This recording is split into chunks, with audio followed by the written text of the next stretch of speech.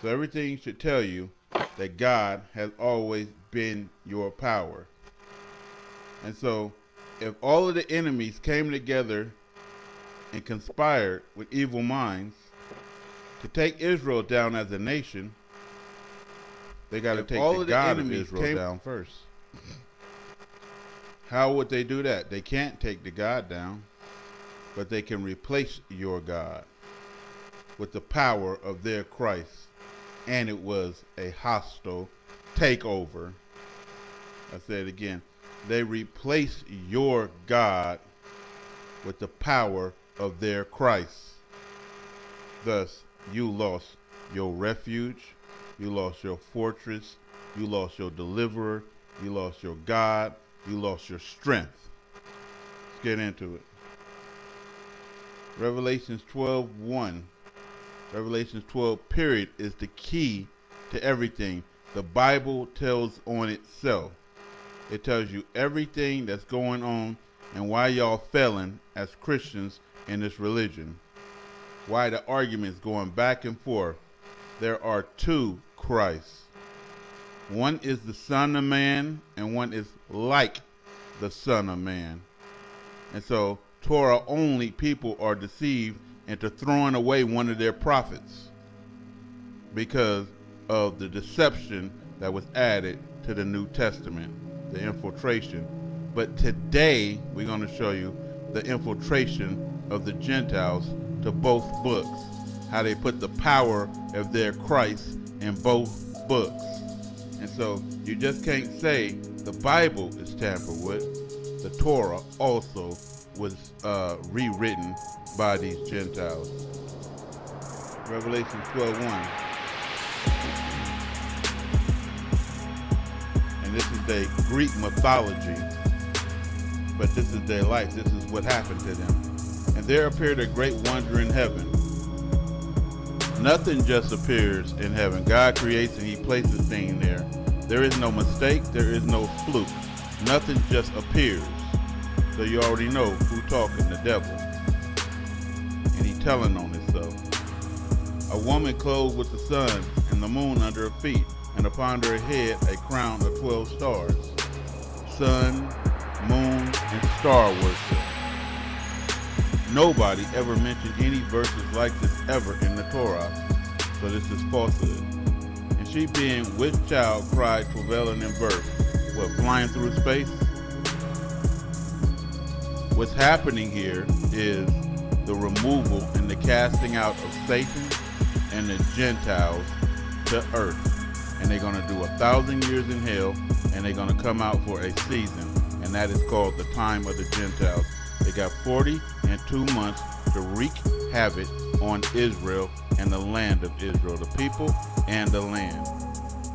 And God gave them that timeline. After that timeline, all the Gentiles will be destroyed, unless God so will. So here's the Gentiles hurling through space, heading to earth, kicked out and cast out of heaven forever, and paying to be delivered. And there appeared another wonder in heaven. So it just didn't appear. These are Gentiles being cast out. And behold, a great red dragon, which is who? Satan. So if Jesus and Mary is being kicked out, which is the likeness of Jesus and Mary, and then Satan at the same time, they all together being cast out. Again, the woman, the child, and the dragon all is being cast out together. You gotta understand. Having 7 heads and 10 horns and 7 crowns upon his head, which is what? The kingdom. And the tail drew a third part of the stars of heaven, which is what? Not only meteorites and meteorites, but also Gentiles. They still call themselves stars today, right? It ain't a coincidence. And did cast them to earth. So because of Satan, all the Gentiles was cast to earth. And the dragon stood before the woman, which was ready to be delivered, for to devour her child, which is what? Greek mythology, Kronos devouring his firstborn children. as soon as it was born. What do you mean devour? Causing them to go astray and go to hell. Even his own kids, Satan is turning on and causing his own kind to go to hell. Him and the Gentiles is going right back to hell. And she brought forth a man-child. Who was that? That's the body of Christ, Christ crucified, who was to rule all the nations with a rod of iron. Who ruled all the nations with a rod of iron? Who put iron around everybody's neck and made slaves out of everybody? Gentiles. We got to get it. So, Revelation 12 is the fall and rise of the Gentiles.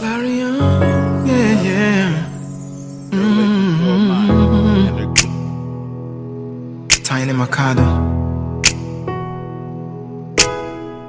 It's Supreme Kill Sound Maker. It all started in the Bible, Deuteronomy 28. King James Version, you can check it.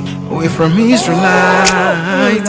Oh yeah, and it shall come to pass. African slavery was made legal in the Spanish Caribbean in 1501. Slaving our mothers, our fathers, and some lost their lives. Many heroes died during the process. Puerto Ricans are part of Africans. They're trying to tear us apart, brainwash us, but we still Africans. Black is beautiful. Black is original. Black is beautiful. Hey, yeah. Black is beautiful. Black is original. Black is beautiful. Yeah. Oh, yeah. Our skin is the weapon that they fear. They see us as a competitor, but the long run with the Hebrews from Israelite. They're trying to paint it black and red. They're trying to make us lose our way. But we the God-chosen people, we gon' make it, we gon' bring it back home. Africa, we gon' get the throne back. Oh yeah, it's a walking process. We're black and we're beautiful. Dark time, and I got to my regular unit, and they took my patient away, my black guy, and now I'm getting switched units. This is exactly what happened before at the other hospital. As soon as I told somebody and like management and tried to advocate for my patient, they take the patient away from me and then they move me. So like I legitimately don't even know what to do anymore. Like even the advocacy groups don't give a shit about these people. Like literally, like Black lives don't matter here. And I mean, that's pretty sad that somebody who is white and lives hundreds of miles away from the city gives more of a shit about these people than the actual people in this city. Like, for real. Like, I had a complete breakdown yesterday because... I'm a nurse practitioner. I am licensed and certified. I am not on the front lines. I have a friend in New York City who's on the front lines. And for her safety, she cannot come out and say these things. So I am her voice. I'm not going to name names of people or hospitals for the safety of those involved. But this is her account, okay? I am her voice here. I'm going to tell you what she has told me. She wants this to get out. Now, I'm sure this is not the case everywhere. I'm confident. I have friends that are in other places. They're on the... Just want to let you know I am a respiratory therapist. Been doing this for 21 years. I've been kind of all over the place doing this. I wanted to show you our equipment room here. So we want to talk about COVID-19 for a few minutes. And first thing I want to say is does it look like there's a ventilator shortage? There's not. You know, I missed an important email to do a revision on my proposal, so my proposal got canceled because I was trying to advocate for my patient and talk to management here and get the care that he needs because he's being medically mismanaged.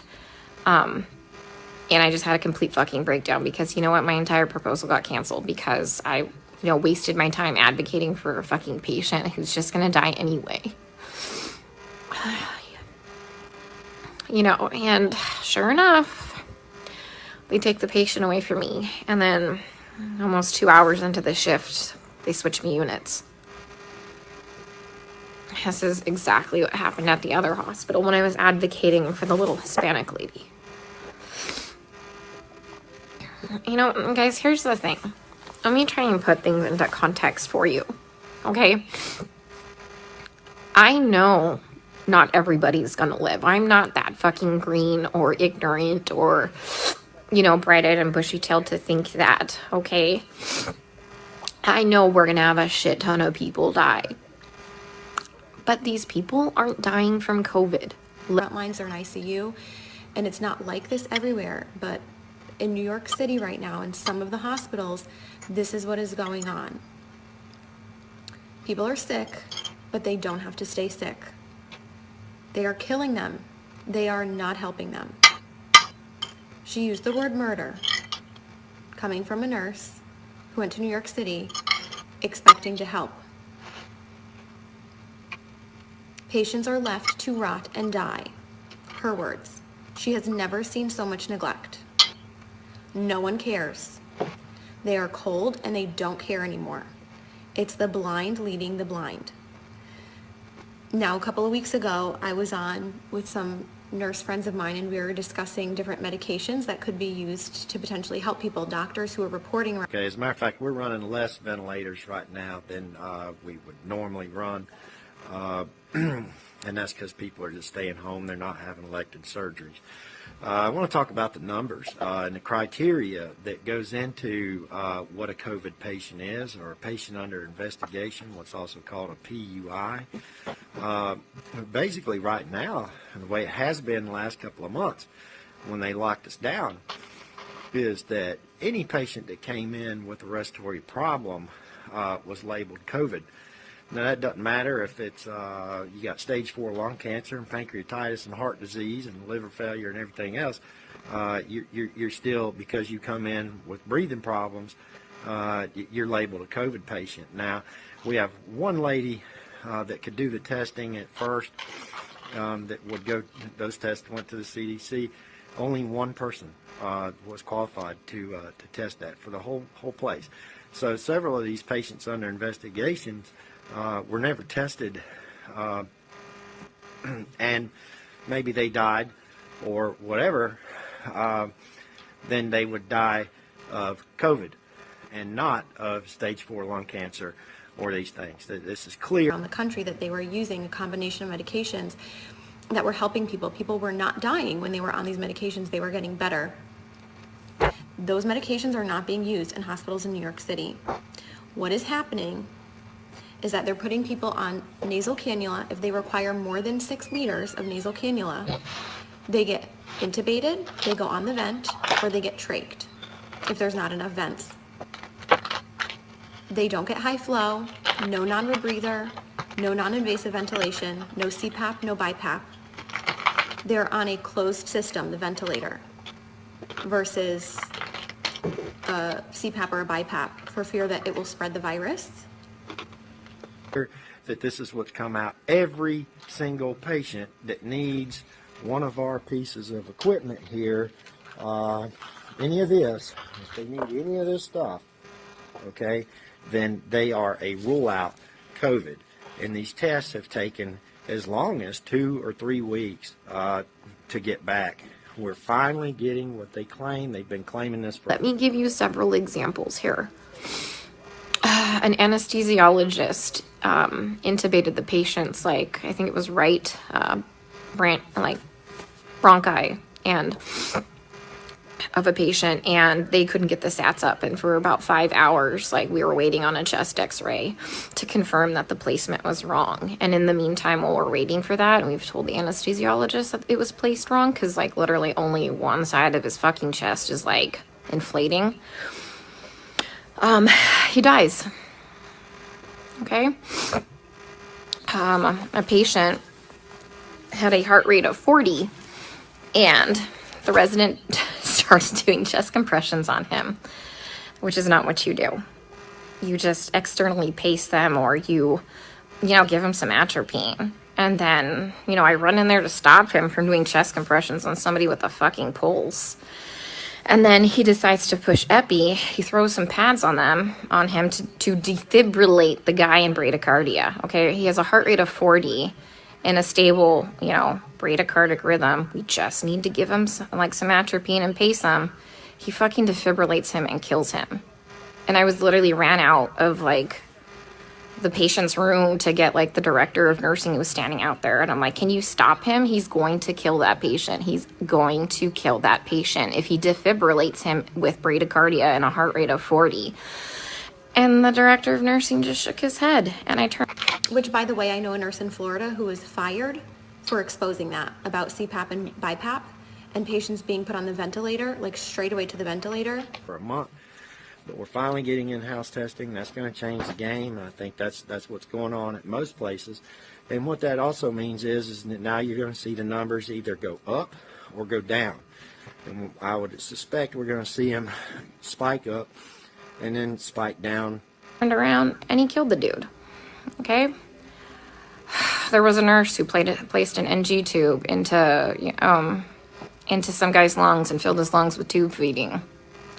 There was a nurse who confused a long-acting insulin with a short-acting insulin and gave 30 units of a fast-acting insulin and killed the guy.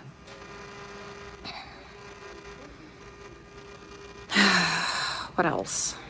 Other stuff have I seen? Yeah. It's just here they're just gonna let them rot on the vent. They're medically mismanaging these patients. And I'm not a doctor, guys. I'm not professing to be a doctor by any means. But there's, like I said, Oh, I know, sweetheart. I wish there was a better way we could test it. Oh. Oh. Oh. Oh. Oh.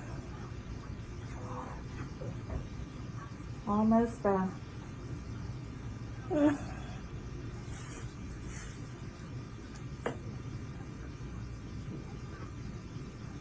right, ready? Yeah. 3, 2, 1. Oh! And we're done. I think taking it out's worse. Ready? 3, 2, 1. There we go. 6 standards of care that we have to do. When somebody's low on blood, literally on the brink of a critical low blood level, we should replace the blood. But I asked the residents and they're like, does he have internal bleeding? And I said, no. Then they're like, well, we're not replacing the blood. Well, here's the thing.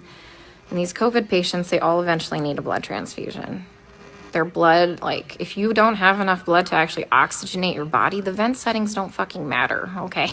They don't matter because you have no oxygen carrying capacity of your blood, okay? I told you about the patient where all that purulent drainage just kept seeping into his lungs because the ET tube cuff was leaking and nobody has a fucking manometer here to check the pressures. And I finally figured that out. And I kept saying, hey, you know what? His white blood cell count is steadily we're having a problem with it. Do you want to start some antibiotics?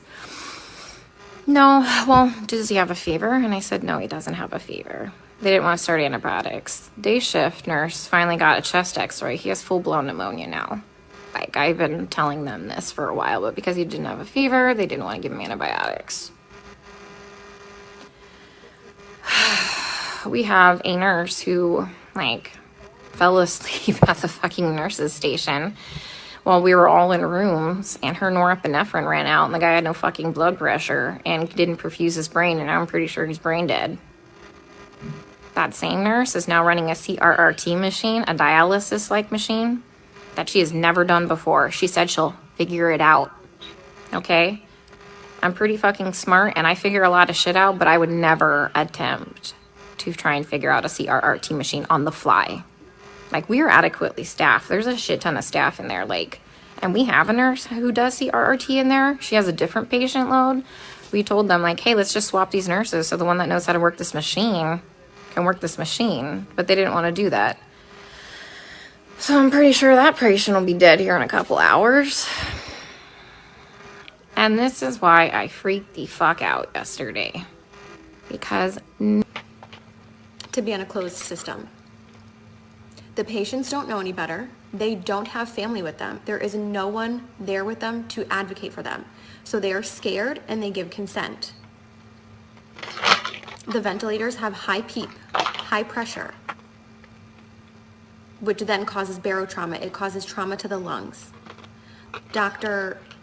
Siddell, Cameron Kyle Siddell, a few weeks ago put out a video. He's in New York City, and he put out a video saying something is not right, like we're not treating this correctly. We're doing something wrong. This doesn't make sense. They pulled his video from YouTube and they took him out of ICU. Real quick. And this is the reason for the number of deaths. So you have to recognize that if every single patient is under COVID investigation and dies, then that goes into a COVID death, and they're showing the numbers like a football game to scare you. They're showing you loading bodies into a tractor trailer to scare you. I've never in my career ever seen bodies loaded into a tractor trailer. nobody is listening. They don't care what is happening to these people. They don't. I'm literally coming here every day and watching them kill them. I mean, we're not going to save everybody. That's fine. Like, come on, guys. We're not God. But, like, some of these people, hey, we know that they're not going to live. Let's start a hospice unit or something, you know? Like, they don't need to be in the ICU. Let's change course. Let's do palliative care or something. Like, literally, some of these people are just on sedation to keep them on the vents. Nothing else. I have a lady on a tranq on a vent, and she's not even fucking cognizant. She's not even on sedation. You know what we give her every day? I give her breathing treatments, albuterol, and she gets insulin. And that's it. That's it. We're not treating the COVID, guys. Like, for real, we're not treating the COVID. You know, every day we try and get these guys off the vents, right? Because they couldn't have one doctor going against the grain, going against their protocol. The protocol is propofol or some kind of sedation because they're on the ventilator, and IV antibiotics. There's no hydroxychloroquine. They're not using that combination with Zithromax. They're not using zinc, vitamin C, high doses of vitamins A and D. They laugh. This is what she's told me. They laugh at that. She says this is a nightmare. It's out of a horror movie, and I don't want to be a part of this. There are people who are there's criteria for weaning. Every day, the day shift nurse will wean them down, to minimum sedation. Every night, we come in and we get the same 2 residents, and they fucking max out all the sedation again and undo all the work from the day shift. Then the day shift attendant will come in and they'll all do rounds, and they'll be like, he wasn't synchronizing with the vent. So we had to turn all the sedation on. And I'm like, he wasn't synchronizing with the vent because it's in the wrong vent mode.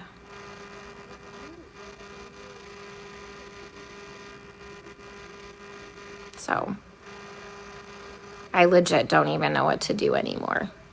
full code, and yet if they crash, they're not doing compressions because it will spread the virus. Full code, not doing compressions. Family is not there. They have no one to answer to. No one is being held accountable. A code was called and no one came. So sometimes they're not even resuscitating people. Again, left to rot and die. They're not given blood because we know that the blood is not oxygenated in these COVID patients. We know that. There are doctors all around the world sounding the alarms. It just doesn't happen. I wonder if those were even bodies I really don't believe it. All of this stuff is fake. Okay? Look at our ventilators. And let's talk about ventilators and why there would be a shortage of ventilators. Well, this is non-invasive ventilation here, CPAP or BiPAP. This is a mask that gets strapped on you, and we can help you breathe with that. We're not allowed to use those. Okay? We're finally opening up to where we can use them a little bit, but for the most part, since COVID came out, they said absolutely not. That's going to cause the virus to spread all over the place by spraying aerosol. It's Supreme Kill Sound Maker. Tiny Makati.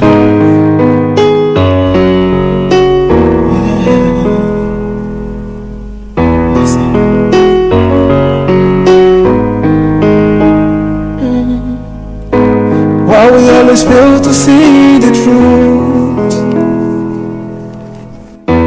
Why we don't listen to us?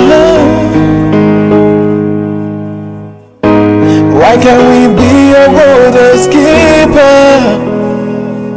Yeah. Why are we selling out our rights? Why can't we come together as one? Why don't we know we kings and queens? Why don't we know we got the royal blood inside of us? Because we're original. Bless. Why? Listen to your soul cry. Why? Cry for freedom. Why? Why? Don't support the phonies. Support the brave. You know what I mean? How can these people be talking about all these?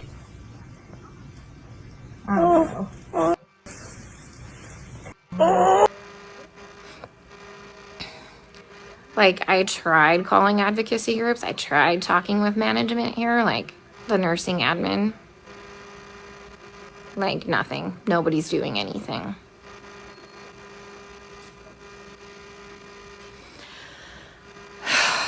We still have 100% mortality rate in the ICU unit. I just left. But These are the drugs that work. This is the pathophysiology of the disease. This is what's happening.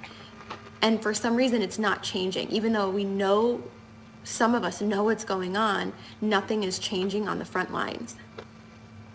They stay in the same PPE all shift, except for the top pair of gloves. So 2 pairs of gloves, or I don't know, maybe more than 2, but they're only changing the gloves on the outside.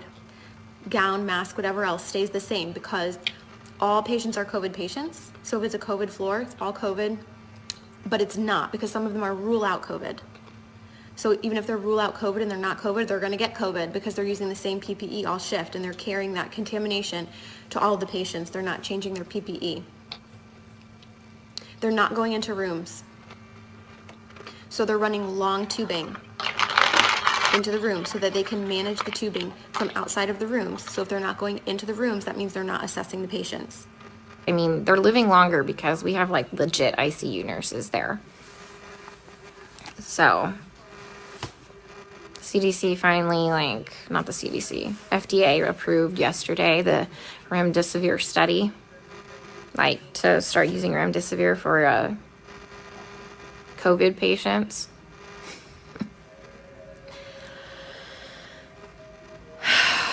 Guys, I don't even know what to do anymore. And this is why I had a complete fucking breakdown. Like, I literally had to call my friend Lisa and FaceTime her, and she answered the fucking phone while she was in the shower because she, like, knew I was having a hard time to talk to her because it's like going in the fucking Twilight Zone. Like, everyone here is okay with this.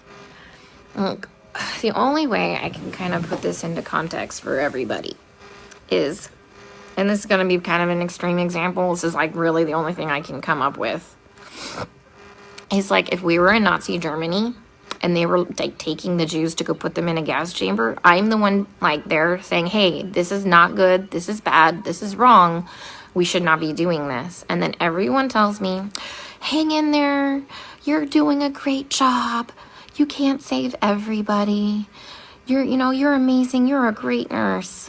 Guys, I know I'm a fucking good nurse. I know I go in there and I give it 500% every day. I know I'm not being negligent. Okay? I fucking know that. What I need is someone to help me save these people from being killed. Okay? From gross negligence and complete medical mismanagement. And no one is listening to me. As frequently as you would be otherwise assessing your patients. They are not doing rapid result tests. You're lucky if you get results in 5 days. Okay, this is coming from my friend who is in New York City right now on assignment, who went there to help, and this is what she's finding. It's a horror movie, she says. Not Like, for real, nobody's listening. I even tried getting a hold, like, of black advocacy groups here. They just put me on hold or hang up on me. Tried talking to management. Now I got moved units. not because of the disease, but because of the way it's being handled. She said we need help, and people are sitting there waiting in the hotels. Money, I guess, it's being paid for by FEMA, and yet they're still understaffed. And there are hundreds of people, hundreds of nurses in the hotels waiting to be called onto a shift. So there is manpower enough if the goal were to actually save people, but resources are not being utilized properly or to full capacity in a way that everywhere, and so we can't use it. You have to let the patient crash and go straight to a ventilator. Okay? Traditionally, that's not the way we would treat a patient. We also have aerosolized medications, bronchodilators. We're not allowed to use those either. So everything that we would traditionally do, we're not allowed to do. Every patient that comes in, no matter what their history, is labeled a COVID under investigation. So if that patient dies, that becomes a COVID death. Okay? Like, I legit don't know what to do anymore.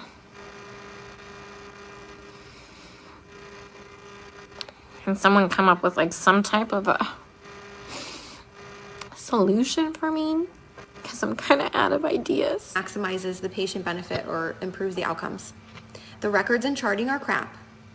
And now some of these hospitals in New York City are probably crappy on a good day. So you add in the fear of COVID and the fear of the whole pandemic and forget it. So if you're in a crappy hospital with crappy nurses, let's face it, all of us nurses have worked with crappy nurses before who don't care. So now you add in this, forget it. And they're having people do things that they can't do. So maybe things that they're not proficient in. So maybe a nurse who's not familiar or comfortable with using a ventilator. And it's that figure it out mentality. Figure it out. These patients are critical and they're crap. So there's a lot of weird things going on. When it comes to the testing itself, I've been looking at this for about a month now, but you can also look for yourself. They were open about it on CBS News the other night. They're not testing for a virus. Like if you get sick, you go to the hospital. Traditionally, you get tested for flu A and B. Flu A, by the way, is H1N1, the one that killed everybody in 2008. They'll test you for RSV. Those are actual viruses that they will test you for.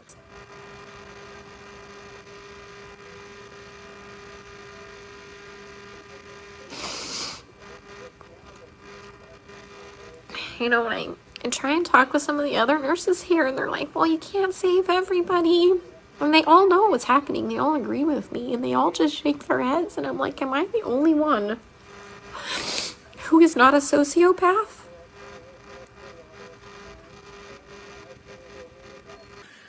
This COVID test is different. They're testing for an RNA sequence from a reaction to the virus. And look this up. Please look it up. They're not testing for a virus. There's not one test that tests for a virus. Figure it out. So nurses are being celebrated as heroes, right? We see how like the fire trucks and the police are like lining up and practically having these parades and celebrating them as heroes. And don't get me wrong, I'm sure in some parts of the country in other ICUs, I have friends that are working on the front lines in ICU and they are good nurses. And some of them are heroes, but we have nurses being celebrated as heroes who are killing people. They're not heroes. and they're being brainwashed to think they're doing something great just by going to work because they're brave enough to go to work. But what are you doing at work? You're certainly not saving people if you're not even running codes. You're not even going into patient rooms. You're a coward. You're hurting people. You're killing them. You're controlling their hand and attack our Africans, beating them up, kicking them out. We can do the same. We the Africans, we can take the law into our hand and attack your people and burn their businesses. We could do the same. Additional code name Rex 84. It's important that you understand, brothers and sisters, why this program has been put in place. You need to understand the drastic measures that have been strategically designed for. Okay, then they put it in a PCR. It's a PCR test, which means it amplifies it. So if there's any one little shred of that RNA sequence from a damaged cell in your lungs or in your nasal, contributing to the problem. I know I'm going to get hate mail for this, and that's fine, because people are dying who don't have to die. To think that this is okay?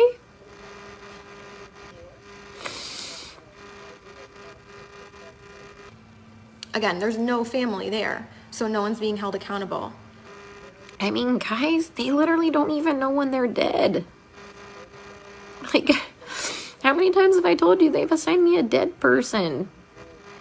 And once these people get intubated, they're being scared into giving consent to be intubated, and then for a lot of them, it's over.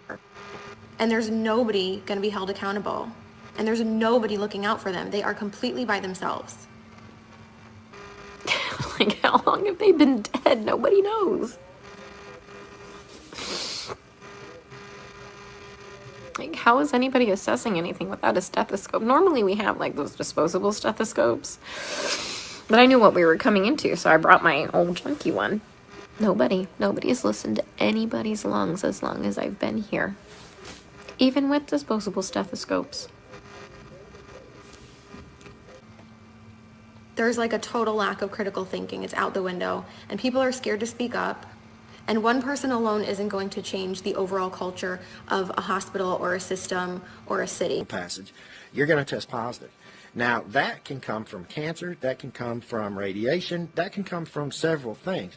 So, and then our destruction. 4.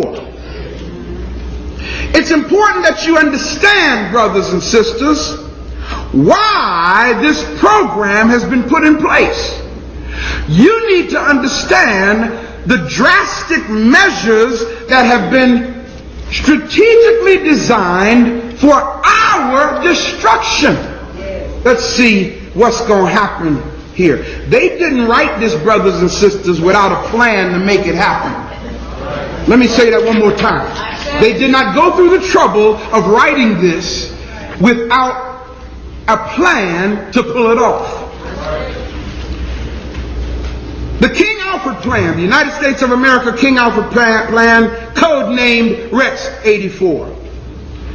Here's what it says, and I'm going to read quickly. In the event of widespread and continuing and coordinated racial disturbances in the United States, King Alfred, at the discretion of the president, underline that, and then look at the person next and say, that many in Israel know this fact, and yet you would tell them, brother, who are you? You know you're not the real children of the Bible. And they will simply say, I know that I'm not. What's that? But I don't care. But because I have all of these perks and I have all of these benefits, that I would rather keep the benefits and keep the lie hidden. Are you telling me that, Peter?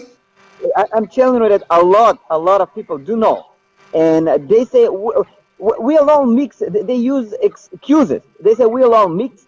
You can tell. Do you think in Greek, ancient Greeks live in Greece? Do you think you can find Babylonians in Iraq right now? Do you think you can find Persians in Iran right now?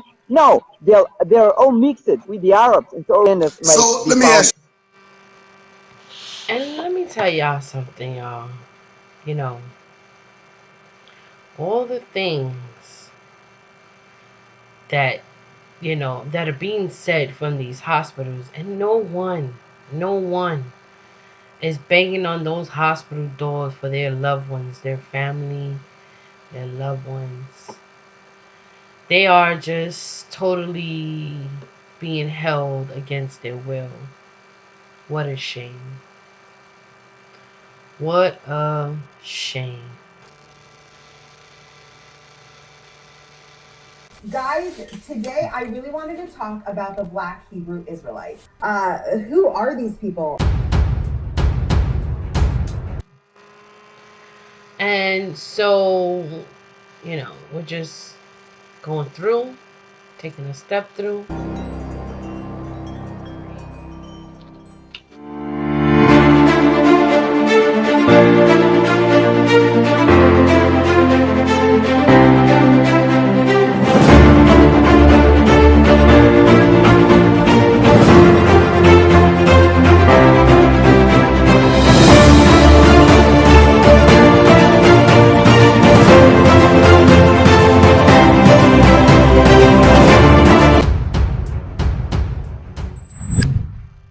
That I personally never really knew much about, that I had heard about. My friend Sasha here emailed me a link to a YouTube video, I don't know, like 4 months ago or so, of a Seventh-day Adventist Christian pastor who was promoting some of the ideology of the Black Hebrew Israelite movement, which was a little shocking and even embarrassing for me as a Jew who's also a Seventh-day Adventist.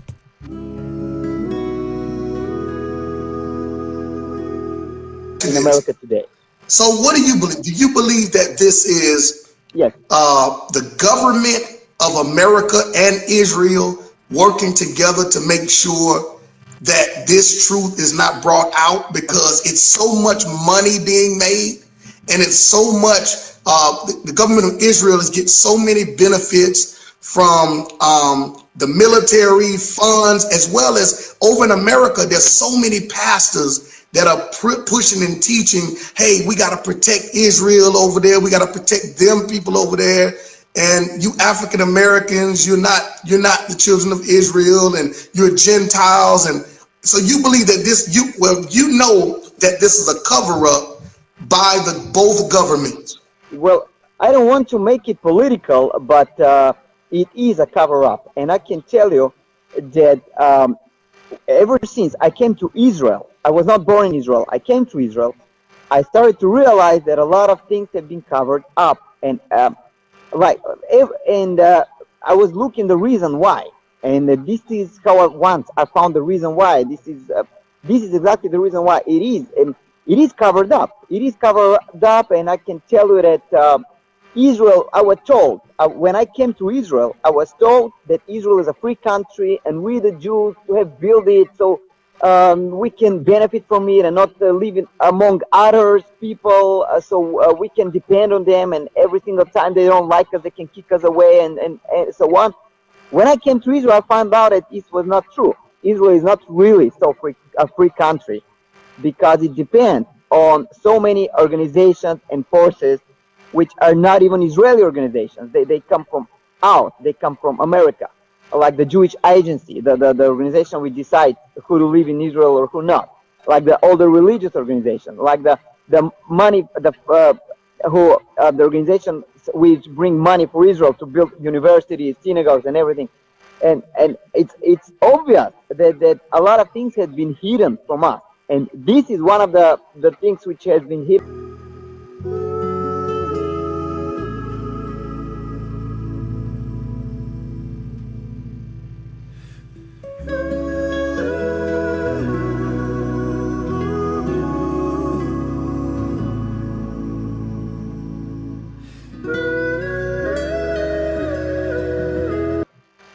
Something that I found very ironic today that I did decide to keep for myself as a little souvenir per se. I couldn't help but to pretty much keep that. Where is this? Is this right here? Let's see real quick right Oh yeah, this was deep too. Period. Of that black woman, and that's the reason why his physical appearance was emphasized and described in the manner in which that it was here in Genesis 25, because he was abnormal. He was not like his mother and his father and his brother. His appearance was drastically different, hence the necessity to document it in scripture, so we can have this now, so we can identify who the people of the Lord's curse is, who the Edomite is, who the people the Most High hated.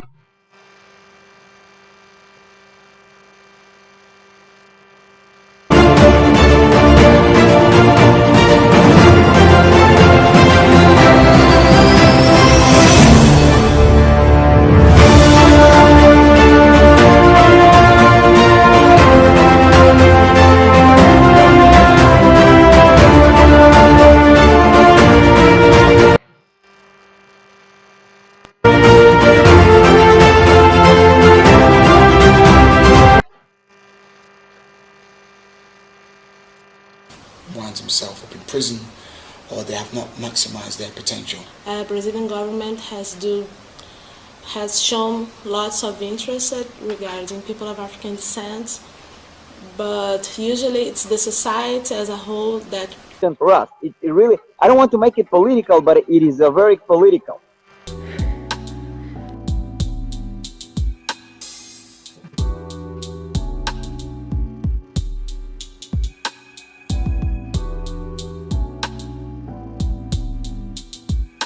By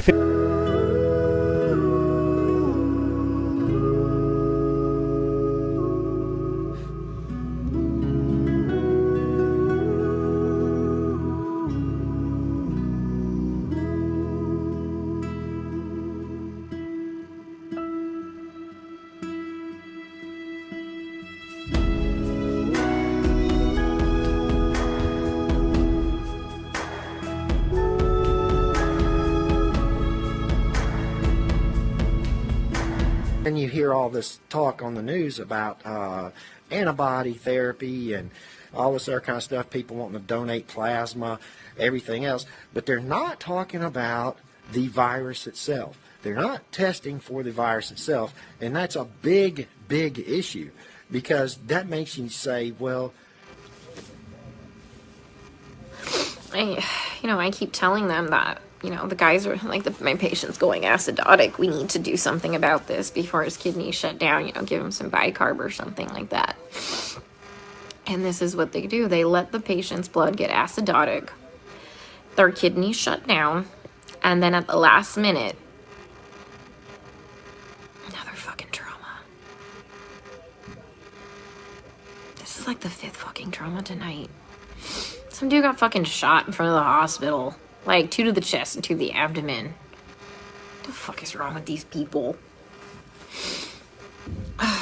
Yeah, so anyways, kidneys shut down, and at the last fucking minute, they finally decide to run bicarb. So they run 5 liters of bicarb into a person who's gained 20 pounds of water weight and completely throw him into heart failure, and he dies several hours later. That was one of my patients. So I let them know, they had me start the bicarb, before I left one night, and by the time I had come back in, the next shift, he was dead. And they assigned him to me, and he was already in a body bag. Guys, they're not dying of COVID, okay? Yeah, people are gonna fucking die of COVID. Yeah, some people legit will end up with multi-organ failures and will legit throw the clots and kill them, and die, people. I fucking know this. I'm not some fucking new grad, okay? That's gonna save everybody in the world, okay? Like I said, Dr. Cameron Kyle Seidel's video was pulled from YouTube, and he was pulled from the ICU for sounding the alarm and going against the grain. So people are sounding the alarm. It's just not changing anything.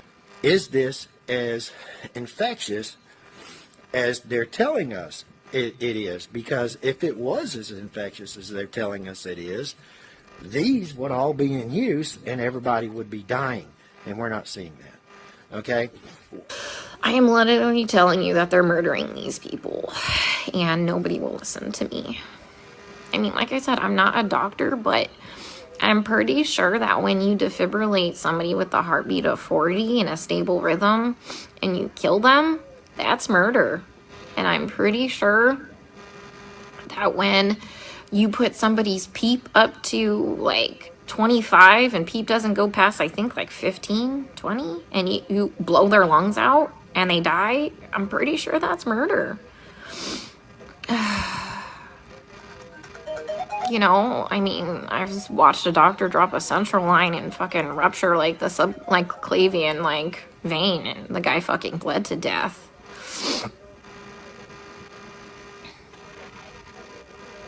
I mean, COVID didn't break that central line. COVID didn't kill that guy. I mean, he was a COVID patient. I mean, every single patient I've taken care of, guys, is a COVID patient. Like, I've never had a non-COVID patient, okay? I mean... Apparently. So what can you do? Buck the system. I'm really fortunate I don't have any family in New York City that I personally have to worry about. If there are people that you are worried about, or maybe it's not even New York City, maybe you're in another city that's being really hard hit and you're just hearing really bad things coming out of that city, buck the system. Something is wrong in the system. So go against the grain. Request records immediately. Records, transcripts, immediately. If there's a medication that you want your loved one to be given, report it as an at-home medication and demand that it be continued. That's just a tip from inside the system. If you want a medication to be given, you've got to report that it's an at-home medication and that you demand that it be continued. Your loved one is not going to have you in there advocating for them once they go in. You're not allowed in. I don't even know what to say anymore.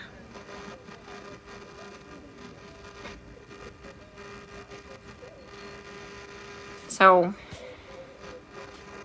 and that's why I got upset yesterday, because nobody's listening. There we go. There we go. There we go. There we go. There we go. Literally, I had to call my friend Lisa because I'm like, dude, I am not crazy, right? Like, this is wrong, right?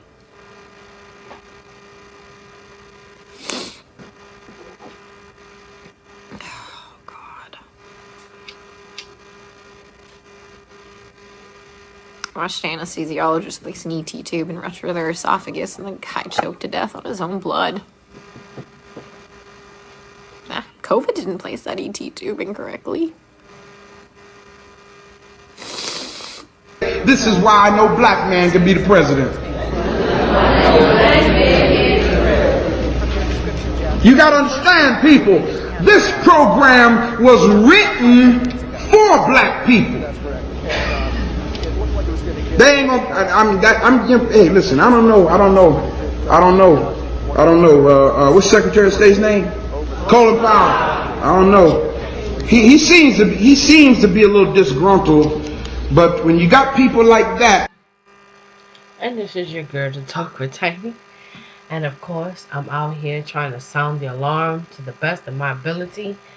And with that being said, man, you know, this is so sad. Let me get a speaker in the oven, whatever. This is so sad, you know, on every level, you know. It's actually mind-blowing. It's so mind-blowing. It's so pissed me off because I myself find myself for the past couple of weeks saying we have to get in these hospitals.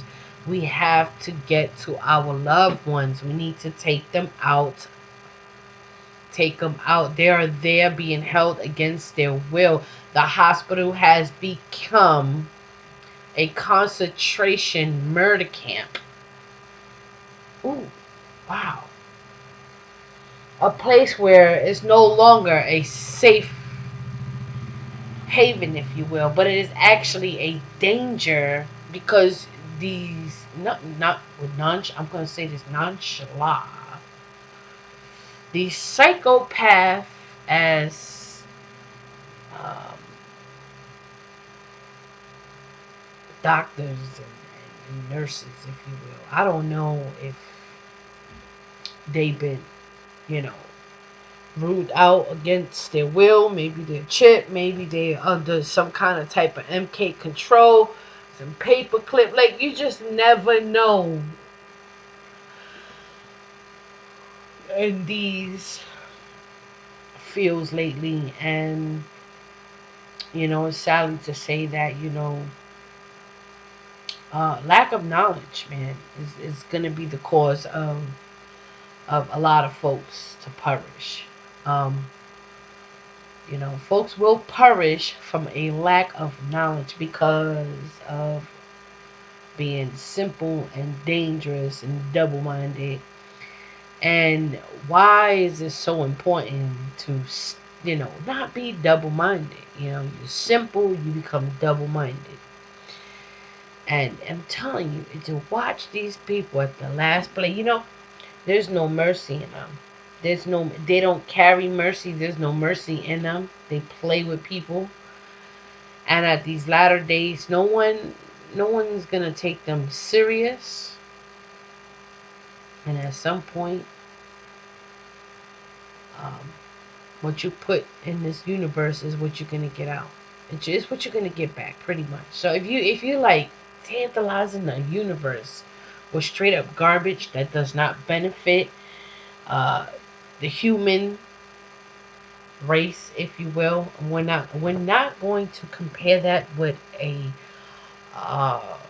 non. I would have to say Gentile. I would have to say beast of the field. I would have to say heathens, pagans, Edomites, Moabs, Amaleks, such and such a secret society, if you will, that they call themselves drafted, so. And I wanted to get into that. That was one of the specific reasons why I had uploaded this video over here, so you could pretty much get a taste and a whiff of what's coming your way without, ready or not, ready or not, here it comes. Man, what did I do with this video? Like, it's too good to lose right now. Sorry, y'all. Like, oh my goodness. But I did, okay, so this is it. So this is just one of the awkward videos. I'm gonna consider it awkward and for educational purposes only. And who our adversary is.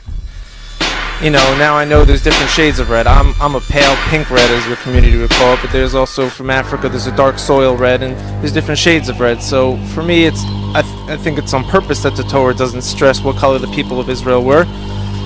We can assume, though, based on the time, the location back then, the people of Israel were dark-skinned. I don't know if I'm in error.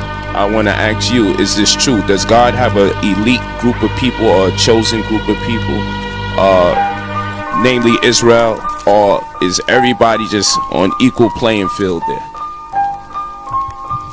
It's a great question. So when referring to chosen and not chosen or cursed, that's really up to us, because being an Israelite or being part of the people of Israel is not an exclusive club. It was open source for people back then were able to join into it. As it says, if you want to subscribe to the wisdom of Israel, you can be considered an Israelite and be included in this thing we call chosen. Well, the people of Israel started with a bloodline, but the scriptures are very clear that people can join the house of God and graft themselves in. There's no question about that. Man, Harry, I don't want to be too hard on you, because I want you to come to the debate.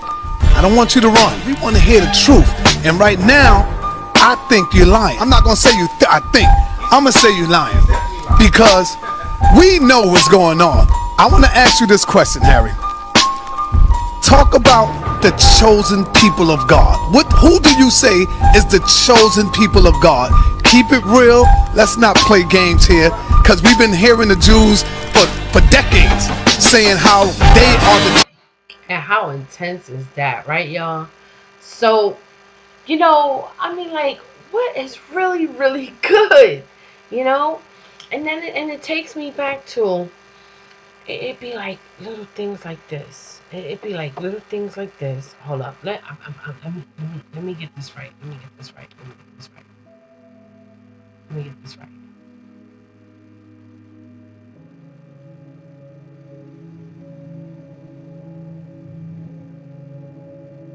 Okay, somebody got another song.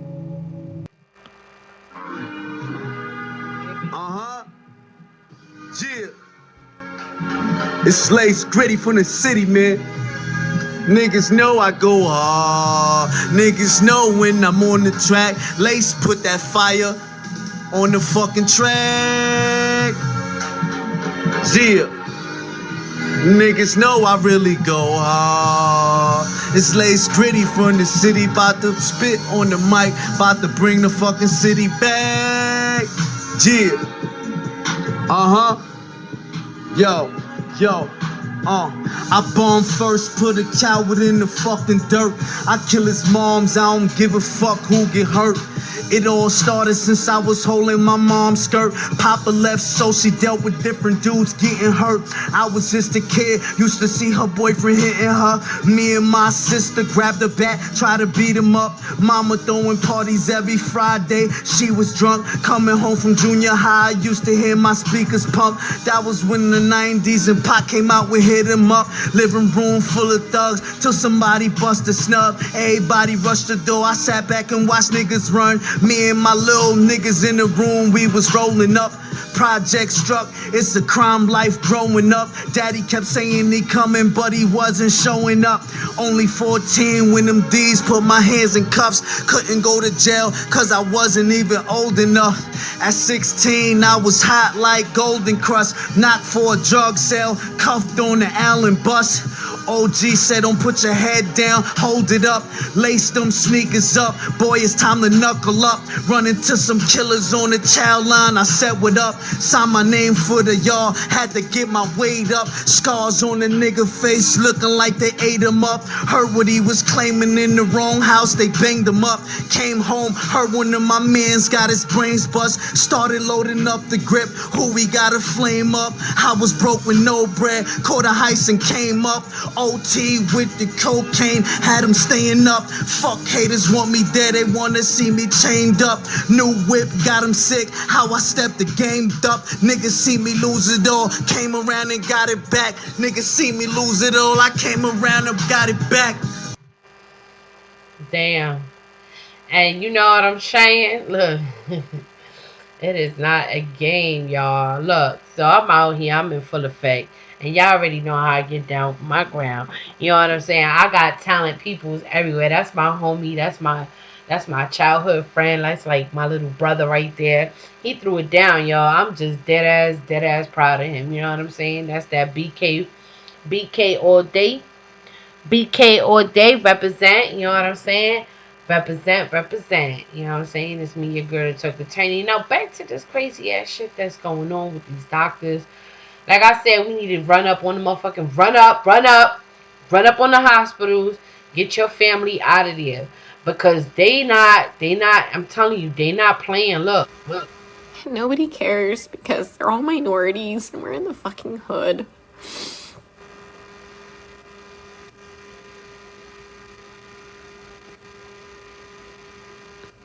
You know, and that's just not okay.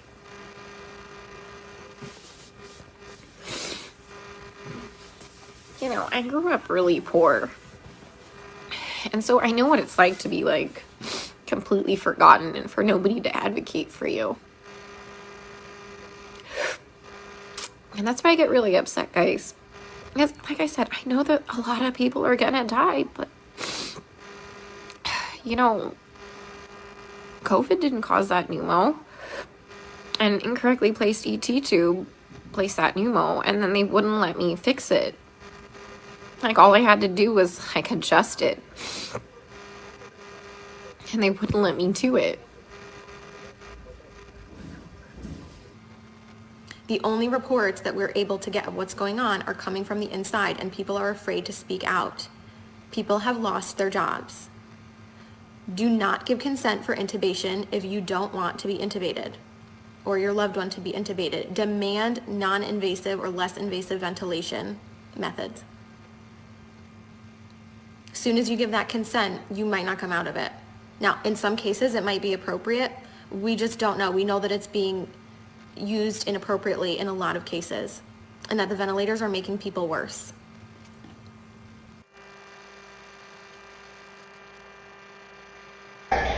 Supporting the white agenda, you know, it makes you wonder. They might be able to put somebody who looks black in the Oval Office. It says, at the discretion of the president, King Alfred is to be put into action when? In other words, when the president of the United States, not Congress, not the House, not the Senate, not the House of Representatives, not the Senate, when the president declares this emergency, it's to be implemented immediately. Participating federal agencies, what are they? National Security Council. What else?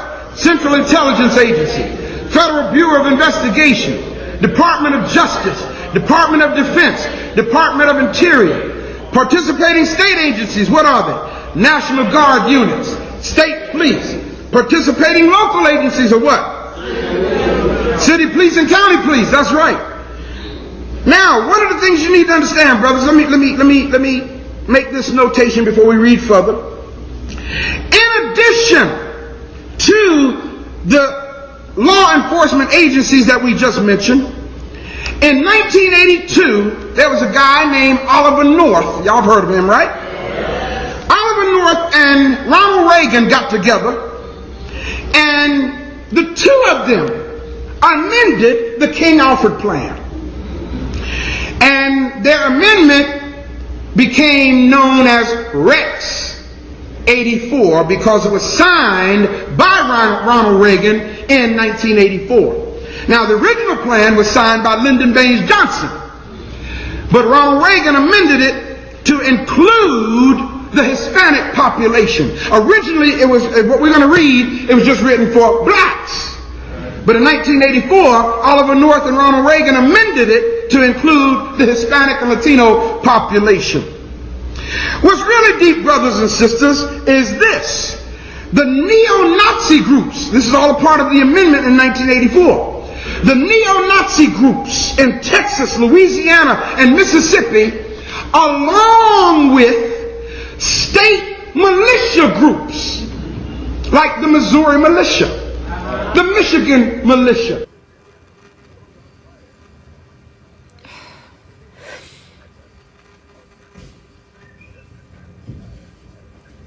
So if anyone's got any idea what the hell I can do to save my one black guy before they completely transfer me out of this hospital, that would be great. Because he's mentally there. When he sees us come in, his heart rate and his blood pressure drop up. And he doesn't sync with the vent. Because he can see us. And when we leave, he calms down again. He just physically can't communicate with us. Like I told you, I had Stephanie explain to him what was happening to him because you can't hear me very well through a respirator.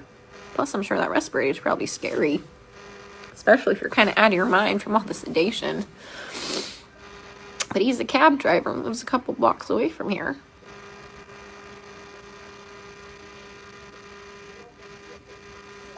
So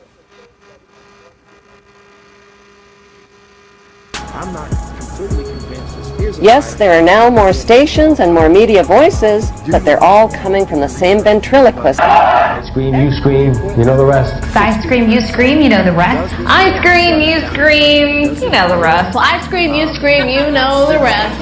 I scream, you scream, well, you know the rest. I scream, you scream, well, you know the rest. I scream, you scream, we all, well, you know the rest. I scream, you scream, you know the rest. I scream, you scream, we all know the rest. I scream, you scream, you know the rest. I scream, you... Please share this video, make it go viral. People need to know this. This is the truth of what's going on from my nurse friend who's in New York City right now on assignment. This is murder, she says. People are... he has some family, but the problem is it said 9999999 for the phone number, and I didn't get the address before, like, I abruptly got moved. I'm sitting in the vending machine room because it's nice and cool. I'm in between units right now, so they haven't realized I'm gone. I figured I'd have a mini meltdown and then get my shit together because I've never been to the other unit. Mind you, I've been on this unit the whole time, and whatever, I'm flexible. But once again, you know, I talked to admin. Next day I got moved. That's what happened at the other hospital. They don't care what's happening to these people. And I just have to keep watching them die. And They're being murdered and no one cares. Horrible care. Go viral. I'm sure I'm gonna get some hate messages after this. Frankly, I don't care.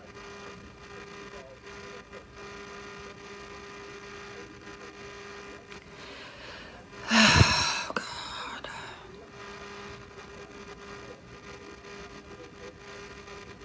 There's like this weird telenovela on. I think it's about a dog. Yeah, I mean, I tried talking to hospital management. I tried calling CMS. I tried calling the equivalency of their division of aging. I tried calling a couple Black Power groups in the area. Who else? I mean, this took several hours. This is why I missed that email for the revision for my proposal. Because, like, fuck, guys, I tried contacting a newspaper. Nobody called me back.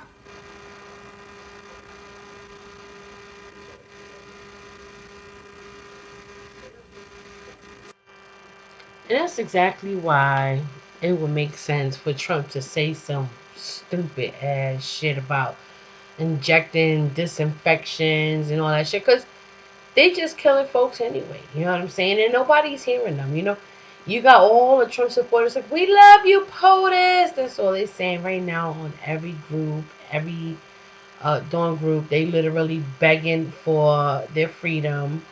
It is official. FEMA has already taken over. They're just waiting for you to pretty much budge a little much more harder. They claim that they're gonna be opening things. Ain't nothing opening. Like I'm telling you this right now.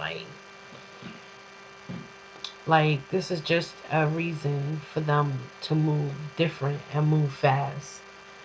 Every time you think that, you know, everything is gonna go back to normal, it's gonna get a step worse. You know. And I keep telling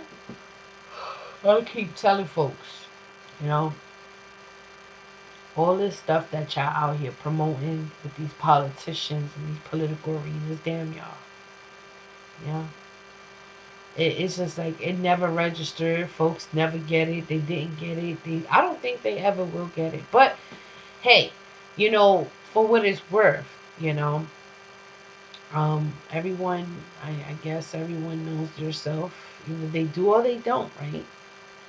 But it's a shame how, you know, these doctors and nurses are calling out and, you know, no one hears them. And it's just really ironic.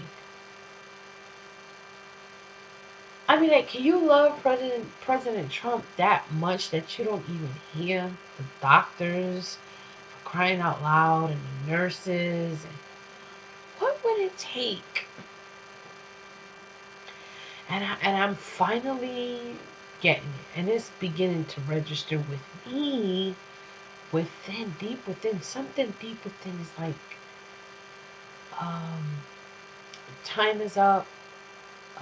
Whatever is, you know, going on right now is just like running the clock, pretty much like football, if you will.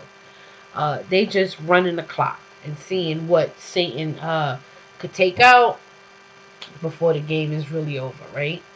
How many more souls, you know, how many more touchdowns can they, you know? And while we busy running for our souls, right, in these latter days, why not play some football, right?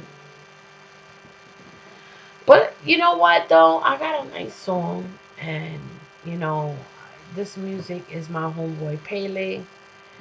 We out here, we doing the darn thing, and I'm definitely I'm promoting. I'm in the mood to promote, even though in spite of it, reporting.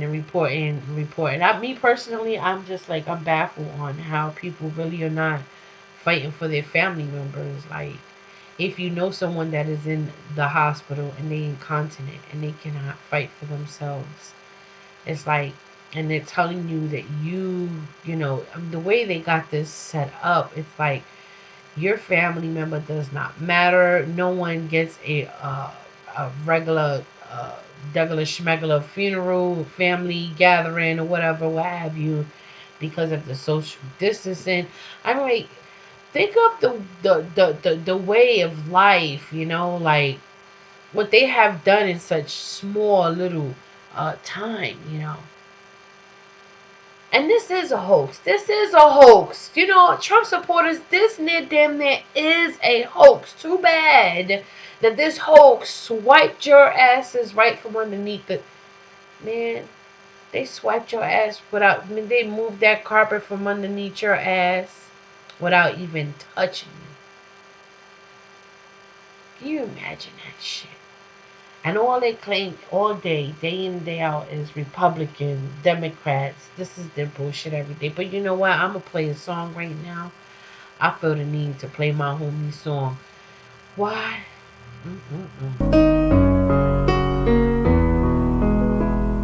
Let's carry on. It's Supreme Kill, sound maker. Tiny Makati.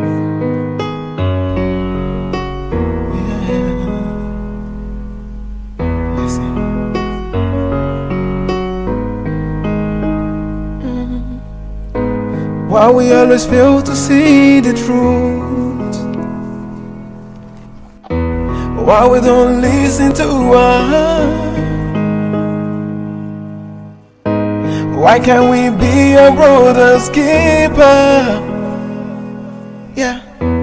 Why are we selling out our rights? Why can't we come together as one? Why don't we know we're kings and queens? Know you want the flag, yeah. Why don't we know we got the royal blood inside of us? Because we're original blacks. Why? Listen to your soul cry. Why? Crying for freedom. Why? Why? Don't support the phonies. Support the real. You know what I mean? How can these people be talking about how they so real and they don't care about our communities? Tupac Shakur. Yeah. I wish I could turn back the hands of time, but I guess it's not too late. I wish I could correct the wrongs. Say this dream is real. We need to put our hands together. We can achieve greatness. Together we grow. We can make it if we try. Journey of 1,000 miles begins with a step. Don't fake it, yeah. It's a real movement, yeah. We are privileged to be welcomed in the home of the former African Union Ambassador to the U.S., Dr. Arikana Jombore Cole. We will be discussing development. Something that simple. We are unable to accomplish it because when you go to that boardroom table with a colonized mind, your thinking is colonized, the outcome is colonized. It is sickening. Even as I sit here, speaking as an ambassador, but also speaking as an African, to see the obvious situations, a brick that needs to be moved from point A to point B. Well, guess what? It's got to go all the way to Z and then back before it gets to B. What is wrong with this picture? It goes back to the mind. This is the most important and crucial period of your lives, for what you do now and what you decide now at this age may well determine which way your life shall go. And the question is whether you have a proper, a solid, and a sound blueprint. And I want to suggest some of the things that should be in your life's blueprint. Number one in your life's blueprint should be a deep belief in your own dignity, your own worth, and your own somebodyness. Don't allow anybody to make you feel that you are nobody. Always feel that you count. Always feel that you have worth. You must have basic principle, the determination to achieve excellence. I'm proud. Yeah. Lance.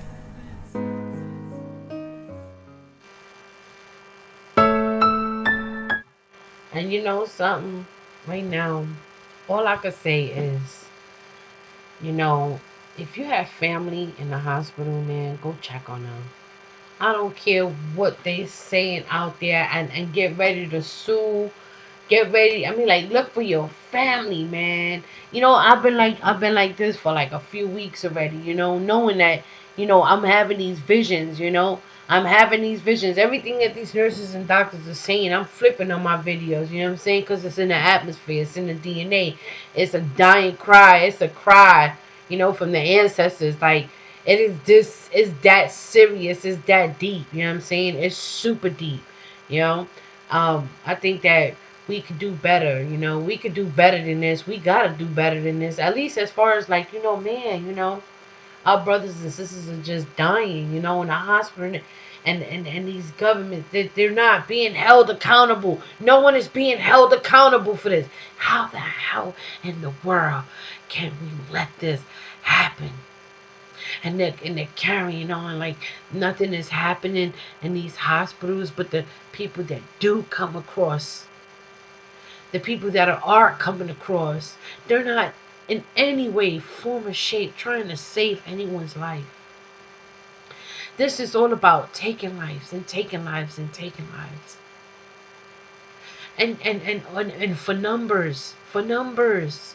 This is a number game. As the president and FEMA and everyone and 1%, as they say, in the bloodlines and the Rothschilds and the whatever and the gangsters and the FDAs and the all this bullshit that they have planned against humanity.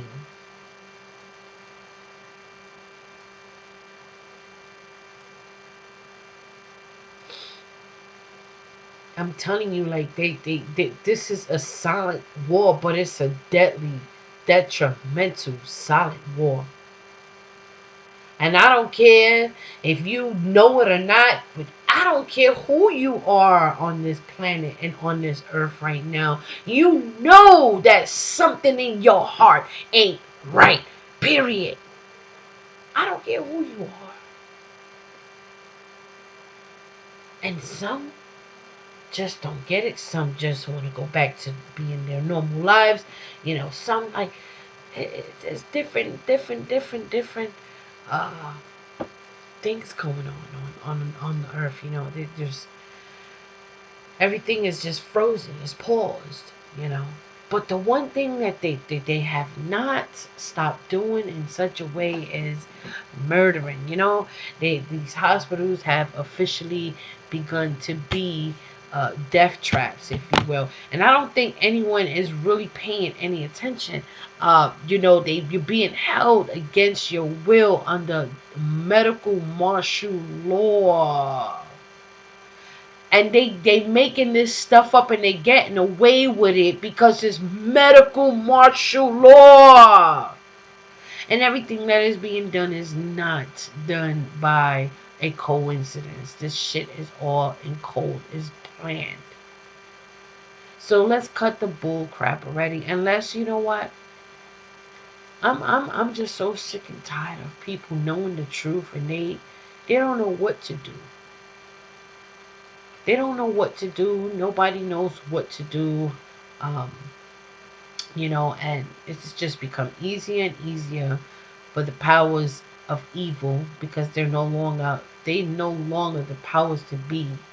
Right now, this is a war. This is World War III. This is brimstone season. This is invasion from UFOs, as they say, and I quote, and it reads and it read, etc., right?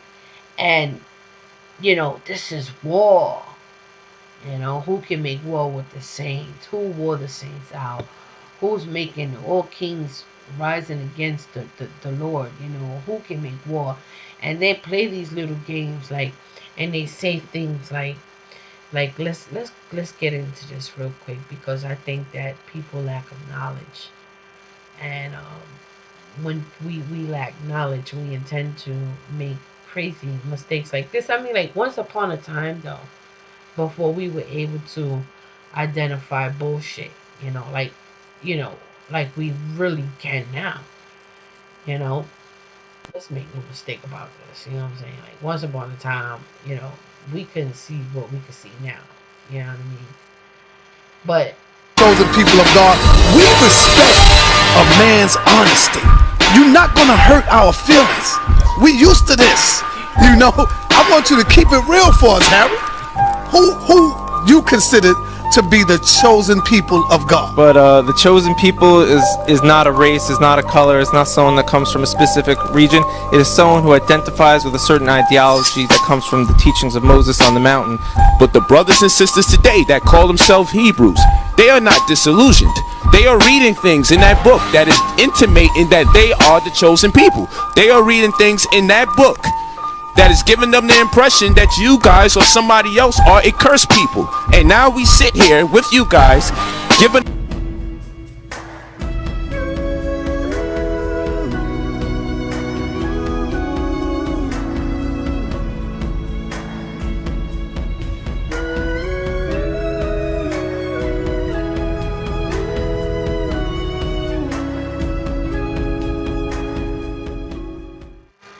With me here today is Sasha Blotnikov, who has his PhD in Judaic Studies from Hebrew Union College, which is a very prestigious, fabulous Jewish university here in Ohio. Where is it again? Yeah, I was in Ohio because it has 3 campuses in the United States, in New York, in LA, and in Cincinnati, Ohio, also a campus in Jerusalem. But their School of Graduate Studies is in Cincinnati, Ohio. Okay, awesome.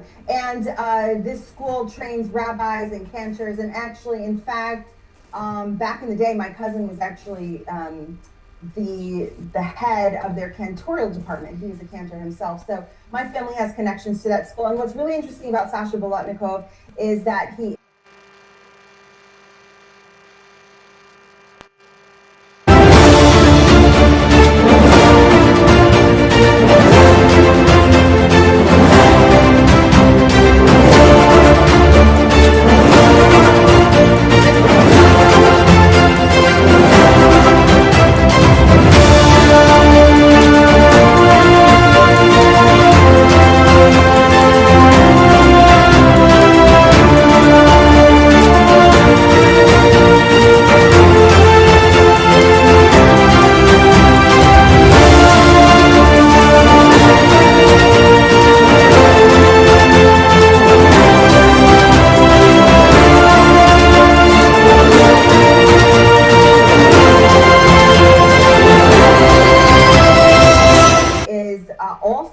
has a degree from the Christian University, Andrews University.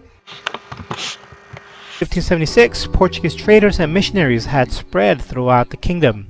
Portuguese influence moved up the Congo River south to present-day what's called Luanda, Angola, reaching as far as modern-day Namibia. The Kingdom of Congo was a highly developed state and had extensive trade networks. They manufactured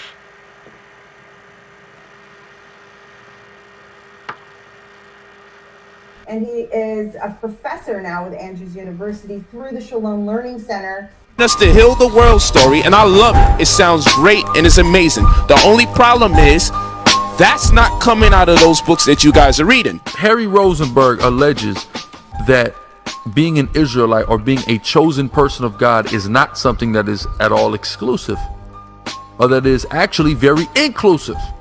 Well, let's see what the Bible has to say about that. Let's see what the Torah and the Tanakh say about that. And let's see if his ideals are not contradictory of what the book he allegedly subscribes to says. This is the book of Deuteronomy 7:6. For thou art an holy people unto the Lord thy God.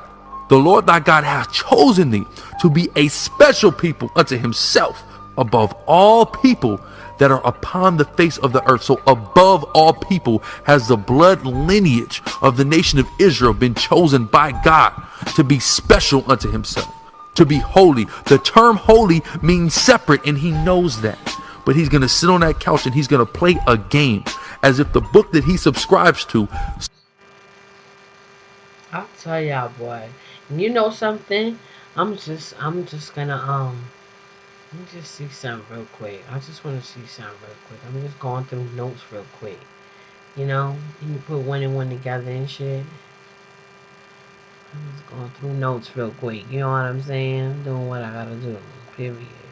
And let me see here. This is yum.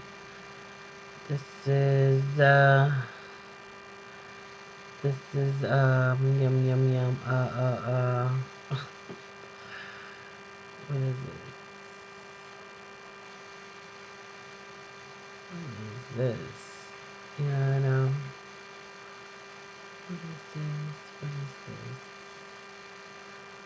What is this? See, I forgot what I was looking for. No, I didn't. I know what I'm looking for. And it's right over here. Right over here.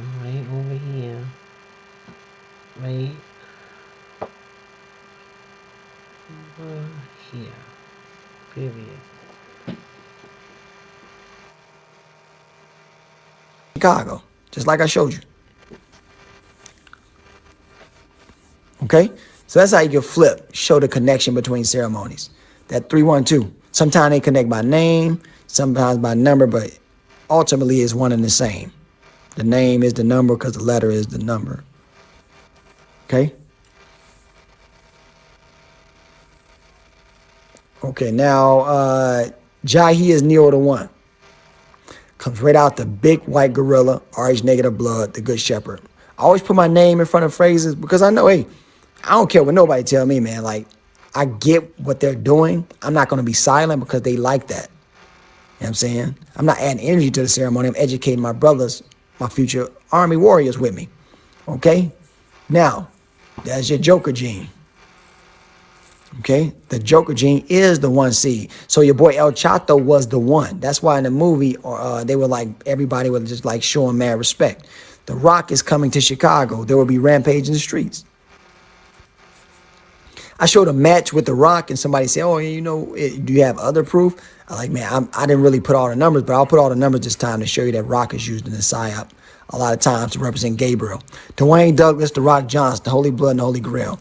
Sacred Bloodline of Christ, the Terminator Jahi Johnson, the Purple Prince. So Dwayne Douglas, The Rock Johnson, that's definitely what he represents. And when you put his name out, I got, how many matches I got with him? 1, 2, 3, 4. What about the Asians taking over Africa? Oh, yes. Oh, my goodness. I made the comment when Yeah, I you was talked in about London. it. Yeah. Yeah. Ethiopia, right? The only African nation to never be colonized up until now. Ethiopia is one of the largest recipients of Chinese aid in the world. Hey, let me tell you, my people, tick for tack is a fair game. It's enough. It's enough. China.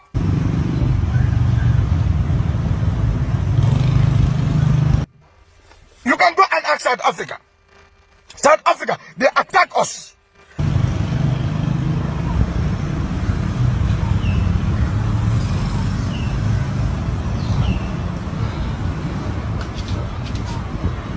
South Africa attacks many black people. They body their businesses. Guess what? Africa, you touch one, you touch all. We united against South Africa. We bought South Africa Airlines. We bought their businesses. We can do the same.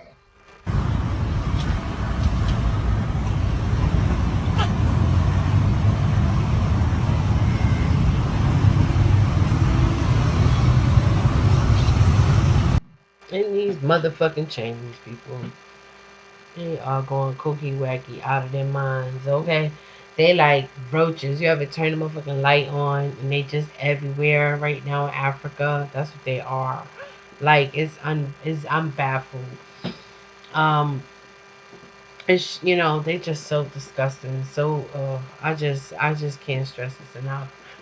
Um, with that being said, the cry from the hospitals. If you have any family, please go get your family out of there.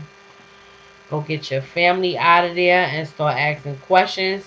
And then I did post a link inside the comment box. Feel free to click on that. You want to hear some good music. It's always going to be something new on there. So stay tuned all the time. And it's your girl, the Talk with Tiny. And I got up on here real quick, just to do a little something, something. You know what I'm saying? I always try to be, not. Listen, this is a divine appointment channel. I always tell my people this: if you come across this channel, it's because you are meant to. If we don't rock, we just don't rock. And it's your girl, to Talk with Tiny. And you know what? I'm gonna get up off of here because on some real stuff. Like everything that's taking place, man, and we could do better than this. We could do better than this as a people, as a whole. I mean, even if we, even if we sticking together, unity, whatever, perhaps we need to get our shit together. You know what I'm saying? So anyhow, it's a mess out there. It's a mess. These doctors are crying. People are crying. And you got these crazy ass Trump supporters. They like, oh, they're saving, they're rescuing children, and like they got this whole shit, this illusion that's just gone so,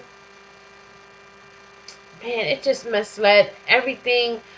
People are really dying out there. I'm telling you, like this is negligence. This is crazy. This is lawsuits out the ass. This is, if we don't hurry up and get our shit together, we gonna be caught off guard. But like I said, they're out there trying to do their little their Ku Klux Klan rallies and shit. No shit. And now they want to be, trying to get it together. They want to be, trying to, and they want us to come together. And I'm like, what are we coming together for? Y'all always want to be at the top anyway. So it's like, nobody cares about nobody's history, because one is so crucial than the other. You offend, the whites when you talk about how evil they were with their, ancestors. It's genetic. They love their white privilege no matter what anyone says. They're gonna live that shit to the depth of their soul. You know why? Because they can't help it. It's in their genes. And they always feel like they have to explain their fucking selves. Like, I'm the white person. And whatever I did for that color person, or that minority person, or that black person, or that Hispanic person. Like even in there, the one nurse, if you was really paying attention, she said, this is a crappy hospital because it's a crappy neighborhood. So to come in here and to make things more, complicated. So I was paying attention on how she called the hood crappy doctors. Okay. And then the other one is busy, talking about Black Lives Don't Matter in the beginning. Pay the fuck attention. That's all I gotta say. And I'm using profanity. Yes, this the foul ass language that people love to be like, well, you know what? The presidents and everyone else, they're speaking big words and they're murdering people like freaking professional psychopaths. How about that? All you have to do is have a degree to be a professional psychopath at this point. You are licensed to kill. Much, better than right now. Before it was a license to save, and now it's a license to kill.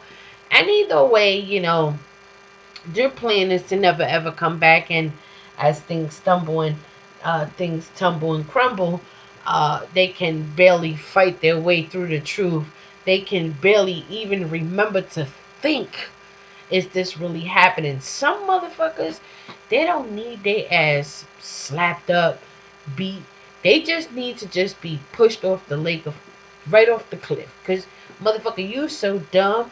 You so there. You been there like a long time ago. Some of you motherfuckers just need to get the fuck on out the way. You know what I'm saying? Jump on that fire like an escalator ride, motherfuckers, and get the fuck on. You feel me? And it is what it is. And I'm gonna tell it like it is. I'm gonna call it like that shit is. You know what I'm saying? Like, y'all be doing the most out this motherfucker. And y'all already know I haven't been on here for a while. But with that being said, let's hear something real clear. Great dragon was cast out. So was the woman and the child and all the rest of the Gentiles. That old serpent called the devil and Satan, which deceiveth the whole world.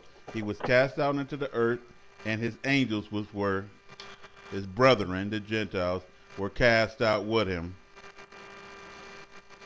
Why? Because he deceived Adam and Eve, and they was with him in that deception. And I heard a loud voice saying in heaven, now is come salvation. How in the hell can salvation come when the devil and the angel and his demons is being cast down to the earth?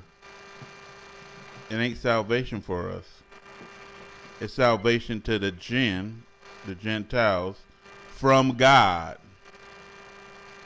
God gave them a time to dwell on earth and party their ass off till the day the dead arise. So now we have salvation. We're not under the authority of God. That's why they was never given a book of law. The Gentiles, says the Bible, never received God's revelation because they were just for a time. Now has come salvation and strength. There wasn't no strength before? Yeah, it was. That strength was throwing their asses out of heaven and the kingdom of our God, and is doing what? Falling the earth with these Gentiles, the devil and his angels. And the kingdom of our God is on earth. Gotta get it, people. And the power of his Christ. So Christianity came at the fall of the devil and the Gentiles. I said again, we're reading it. What's happening right here? The Gentiles are fallen, being cast out of heaven. And the power of his Christ is coming to earth. And then what did God say to us? Woe to the inhabitants of the earth, for the devil is come down on you. But not just the devil, his church. His church, his priests, his pastors, they coming down because they're going to deceive you with words. The power the events of the past. Is in order to understand the events that are currently happening on the earth. Is cast down, which accuses him before our God day and night. And they overcame God, that's him, by the blood of the Lamb and by the word of their testimony, which is blasphemy. Earth. So we get a much better understanding of the things that are soon to come on the earth. Brethren, we're going to be getting into some pretty deep subject matter that the world conveniently ignores. We're going to be getting into one part of the Bible that everyone loves to look at, especially right now as everything is going haywire. We're going to get into Revelation 13. People using this using this chapter here to talk about the mark of the beast, the whole 7-year tribulation period and all these things that are soon to come on the earth.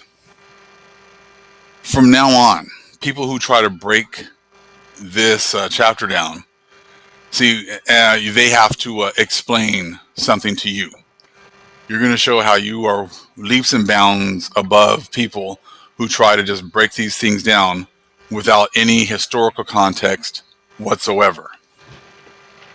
That's what's been going on, even within the Hebrew community.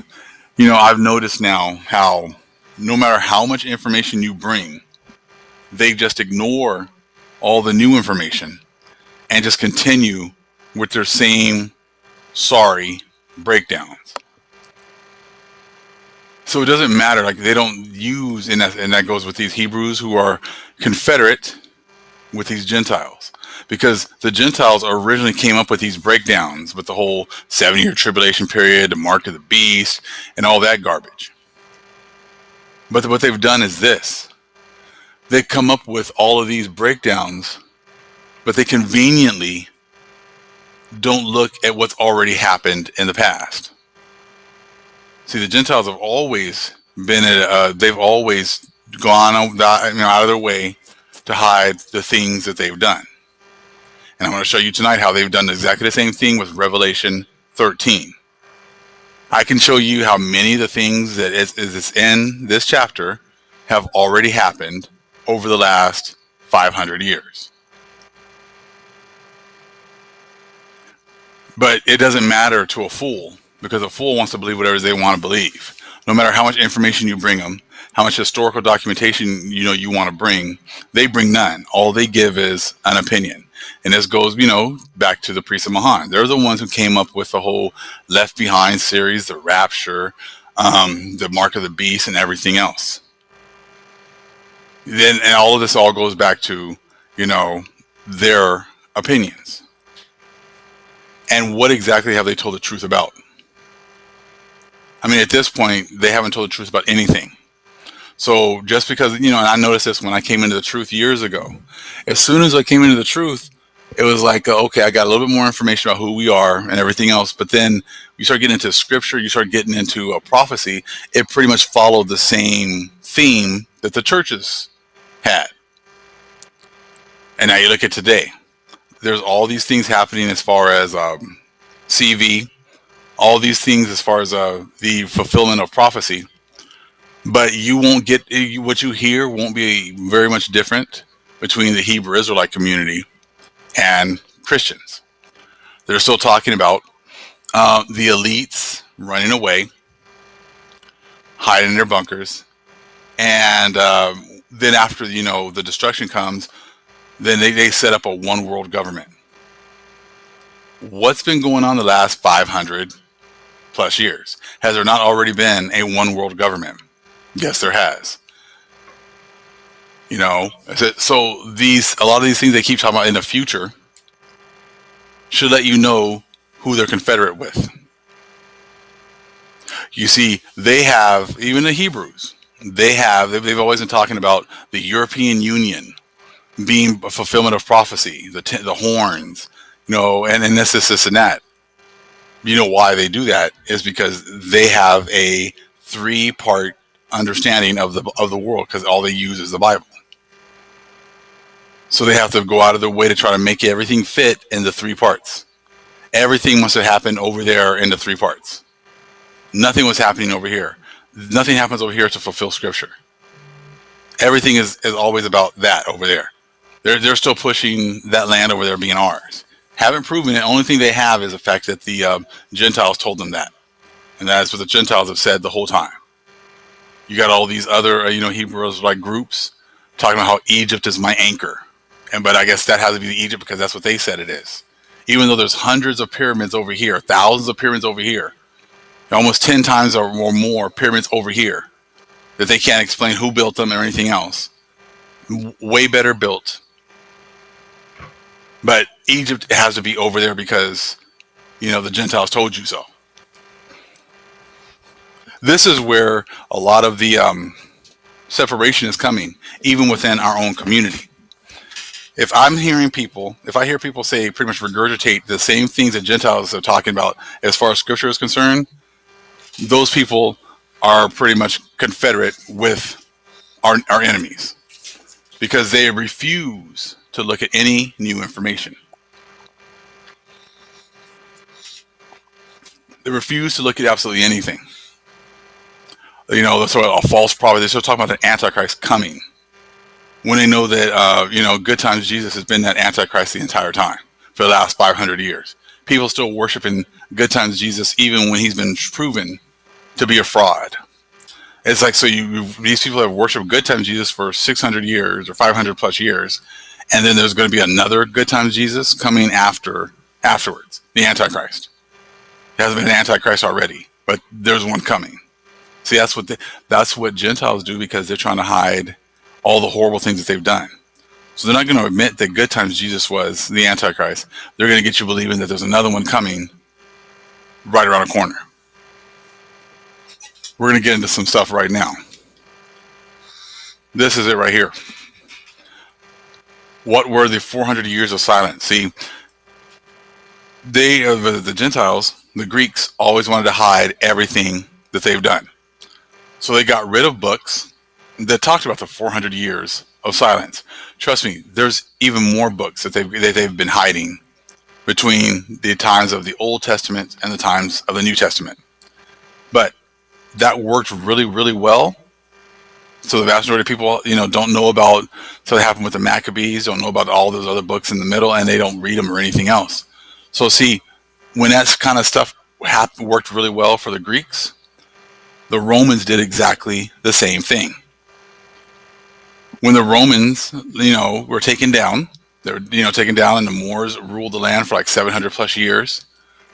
Then when they came back into the power, the Romans a second time, they made it a point to hide everything that they've been doing for the 500 years. From 1492 to 2020, people refuse to talk about how prophecy was fulfilled during those times.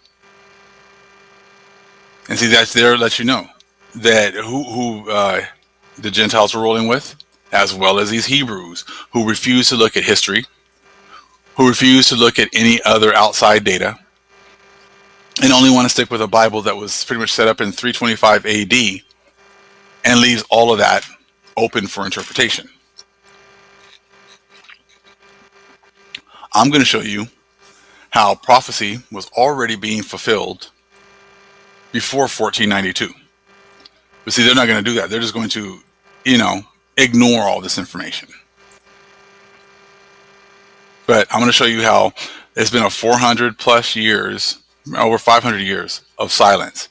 And the Romans set it up, and they got groups that push that stuff today. Watch. History of the USA. Now, we already know this is not the history of the United States. They just kind of throw this up. They throw the USA. It's the whole land, all of our lands over here from 1492 to 2020. Colonization in America. This was and is biblical prophecy. This is all prophecy from other books, from historical books, and everything else. But see, how is it possible that people are talking about for the fulfillment of prophecy going forward from 2020 and have skipped 500 plus years? Like, so you're trying to say that there was absolutely no prophecy fulfilled in the last 500 plus years? Columbus coming over here was not prophecy. Him being handed the 10 tribes was not prophecy.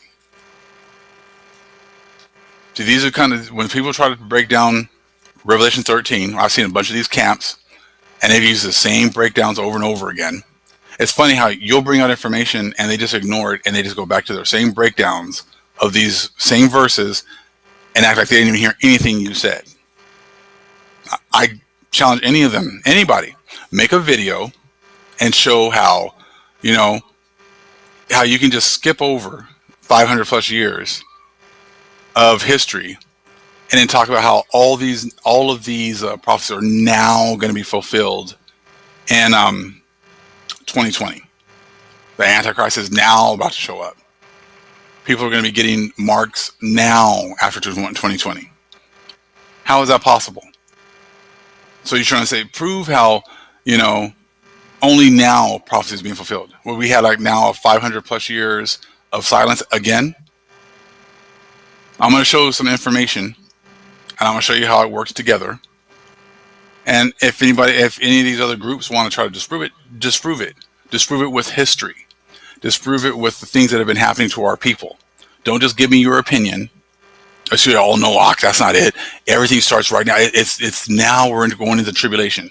Show me how we weren't in tribulation before. Because I'm guarantee you My forefathers have been going through tribulation from 1492 all the way till today. And to sit here and ignore it, that's what Gentiles do. Gentiles have ignored our plight. I wouldn't expect Hebrews to do the same thing. But that's exactly what I'm seeing. Anytime you see people talking about the mark of the beast coming now in the future, anybody talking about, money, that you in order to buy or sell, you have to do certain things, that's already happened too. I'll talk about that shortly. But a lot of these things that they keep on talking about happening now have already happened. And then there's a lot of people that look like us that are confederate with the enemy who wants to hide all that information, hide all these occurrences. And I don't, like I said, so not everybody that just, looks like us is our people. Because a lot of them have been set up to keep us from knowing and understanding the prophecy that has already been fulfilled. This is why books like this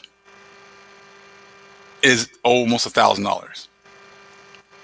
Because when you start to actually read these books, you can figure out, you can see how prophecies in the Bible have already been fulfilled. But if they don't want you to know that these prophecies have been fulfilled and want you to keep thinking that all this stuff is going to happen in the future, they don't want you to read this. So they're going to make it very difficult to get these books. And then they'll hide information about it. I said, there's no reason why this book, should be $900. Absolutely none. Unless there's something to hide. And you're going to see right now a couple of things that are, they have to hide. Remember, these books now, you're going to see why they're so expensive, because they show you that all these prophecies that these Hebrew, Israelites, as well as these Gentiles are saying are going to happen in the future, have already happened. And that's why they try to keep your nose only in the Bible and in nowhere else. We read a little bit about this. Okay, I'm going to read a little bit of it here. And the part of the book of prophecies entitled Pertaining to the Past, Columbus points out some extremely interesting prophecies about 3 biblical personages who in their own time were all conquerors of Palestine. So these 3 guys conquered the Hebrews: Cyrus Alexander the Great and Antiochus III the Great. The famous decree of the Persian king Cyrus in 538 BC liberated the Jews from exile in Babylon and authorized the restoration of Jewish worship and the reconstruction of the temple in Jerusalem. Columbus quotes the word of the Lord concerning Cyrus. He is my shepherd and will accomplish all that I please. He will say to of Jerusalem, let it be rebuilt, and of the people and of the temple, let its foundation be laid.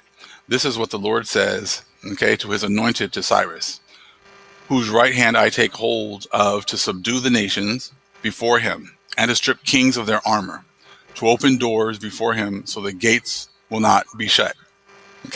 Folio 32 of the Book of Prophecies. Now, what you got to understand is this lady wrote this book, but she also was the one who wrote the Book of Prophecies. She's the one that got the information, and she, translated it, and she knows where to cut information off, and she did that really masterfully in many places. There's much more on Folio 32 that she does not let you know or let you see. They make it sound like, pretty much Cyrus was just a real nice guy and let them go back, and that was it. Let the Hebrews go back, let them rebuild their temple, and that was pretty much it. There's more going on. That's why you have to have both books. So when you have both books, you can actually get the full meaning of what Columbus was thinking. And see, these books is what you need before you try to break down Revelation 13. You can't break down Revelation 13 when you've ignored 500 plus years of history. That's what we're going to get into right now. Here's the other one, Christopher Columbus, Book of Prophecies. Kay Brigham wrote the other book that I pulled up. It was $900, and she was the one who put this one together too. And this one is between like $1,500 to $1,800, something like that, right now. And this, like I said, it shouldn't be this much. This is a little paperback book, and most of it is written in Latin, I think. You can't even read it. But the folios make so much more sense because Christopher Columbus knows what's going on. He knows that he's already fulfilling prophecy in 1492. He's well aware that the prophecies of the Bible were being fulfilled by him in 1492. But see, if you don't read this information right here, you'll think that all these prophecies need to be fulfilled in 2020. Because that's what the Gentiles are the ones who have run these books up to these astronomical prices, made them very difficult to get. And I think this one came out in 1991. So for hundreds of years, they've been ignoring all of the primary resources pertaining to Columbus. I thought that was what you're supposed to do. You're supposed to get it straight from the horse's mouth. You're supposed to go and get the primary source. Let him tell you what he was on a mission for. Let Columbus tell you why he was getting that push from the Holy Spirit to go to these new lands. He was not trying to find a trade route to China. But they're going to put that because that's what they want to push. So that you'll still think that all these prophecies are going to be happening in 2020. Right here. Now, if you read the little book, they'll cut all these different things out. And then they won't put them in the book, so you won't be able to get the full understanding. Now, let me show you what Columbus knew when he's talking about Cyrus, and he was like a reenactment of the times of Cyrus.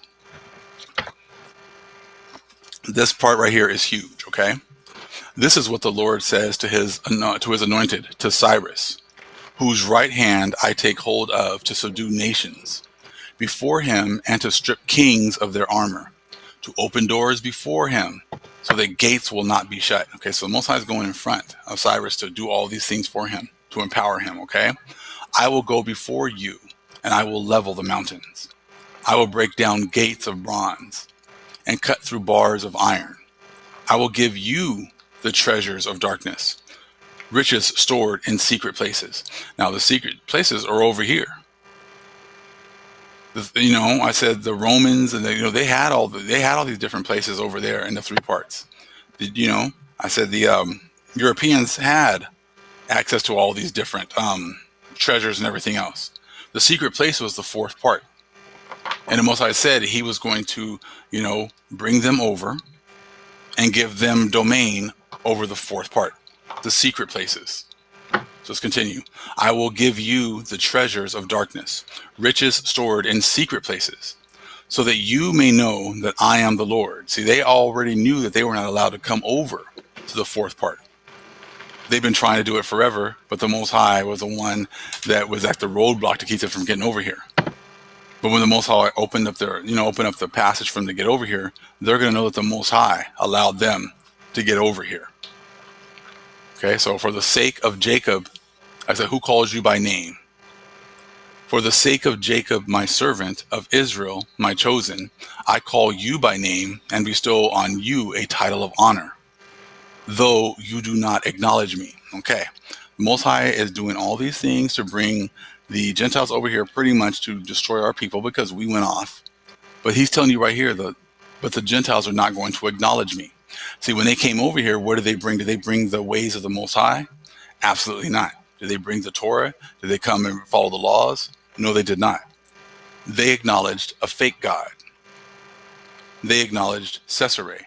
They gave homage to, Ishtar. They gave homage to good times Jesus. And that's what this is talking about right here. So even though the Most High is bringing them over here, he knew that they were not going to follow the Most High's ways. So see, you gotta make sure you hide this information and talk about how, because of course they want to be held up in a good light, like they came over here and that the natives were all just, following all this horrible stuff. And hold on. The natives were the ones that all of them were going off. And then we know, a lot of them were going off, but not all of them. Just like in the time of Daniel, I said I'm sure there were some that were keeping the ways of the Most High. I said, but it didn't matter because we all won't go into punishment when the Most High ordains it. But that's a huge part right there. It says, I call you by name and bestow on you a title of honor. So Most High called, Columbus by name, gave him a title of honor, like the admiral, and people were looking up to him because he was the one that opened up the way. He was the one that was used to open up the way to the new lands. All right. So, but he gave him that title of honor, though you do not acknowledge me. So you Gentiles, it was already talked about all the way back here in 1492, that he already knew that you were going to be coming over here, but that you were not going to acknowledge the Most High. You were not going to give homage to the Most High for bringing you over here. Most High already knows that. So that's why it's so important to hide this information. You made it sound like you came over here and you were being godly people. So the Most High brought you over here to administer pain and punishment, but he knew that you were not going to acknowledge the Most High. And that's absolutely imperative to understand where we are today. See, now you got people that have been gone on for 500 years thinking that they were following the ways of the Most High, and that now in 2020, the evil is going to be brought on the lands. In 2020, now they make it sound like now the Antichrist is going to come. Now they're going to be chipping people. Now you're going to have to make a decision to either follow the ways of the Most High or to get your head cut off. Why is that? Because they lied to you to land, and this stuff's already happened. Let me continue. I am the Lord, and there is no other. Apart from me, there is no God. I will strengthen you, though you have not acknowledged me. The Most High strengthened the Gentiles. The Most High has strengthened our enemies. Even though they did not even follow the ways of the Most High, he still strengthened them anyways. But now at the end, they want to make it seem like the evil is now going to come because they've been really following the Most High. And now we know that's exactly so far from the truth. Okay, so again, I will strengthen you, though you have not acknowledged me, so that from the rising of the sun to the place of its setting, men who know there is none besides me. I am the Lord, and there is no other. So he's letting you know that you didn't come over here and take over because you were godly and the Most High was blessing you. You came over here and took over because the Most High is, the man, or he's a power that, sets up, he set up the prophecy and he's going to fulfill it.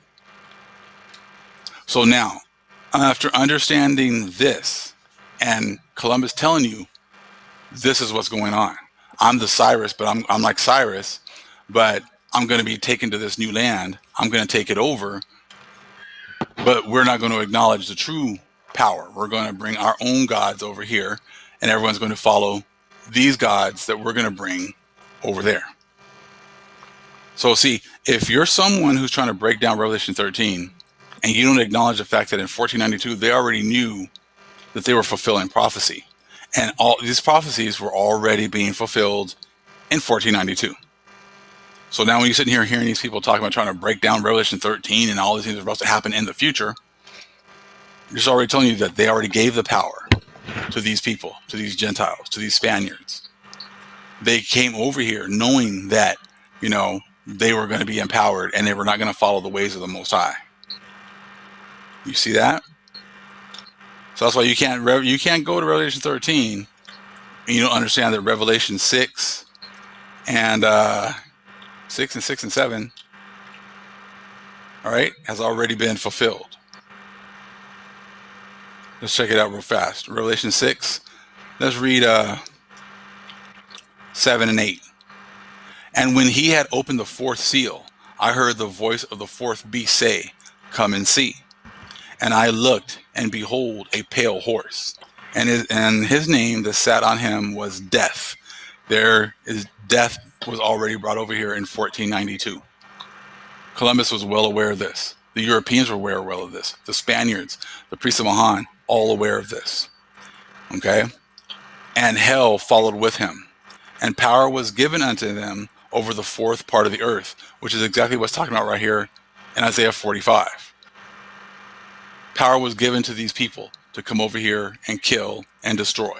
It was given by the Most High to destroy Israel, and he already knew that though he gave you that power, even though you have not acknowledged me, even though you're going to come over here, have all this power to destroy my people, but you're still not going to acknowledge the Most High. So again, Revelation 6 and 7, or 6 and 8. And power was given unto them over the fourth part of the earth to kill with the sword, and with hunger, and with death, and with the beast of the earth. Now, I was, challenge any of them to show me where that is going to happen in the future. Or is there another fourth part? Is there another fourth part that's hidden? That these people are going to go and destroy the Most High's chosen people that have been hidden as well? See, these things have already happened. But see, they skip all that so they can just go to Revelation 13 and just give you their opinion. Let's continue. So like I said, if you can't come in with Revelation 13 trying to break that down and skip 500 plus years of history, you need to go get some history books, get some information, and start breaking things down. The days of just being able to say, just because I told you so, are over. And there's so much more I can get into. I'm just showed you just a couple of pages, but I trust me, I can get down with a History of USA, 1492 to 2020. Colonization in America. Boy, oh boy. whole lot more than just that. But those are a couple right there. Explain that, Revelation 6. That stuff already happened. So you don't get to, skip over all that.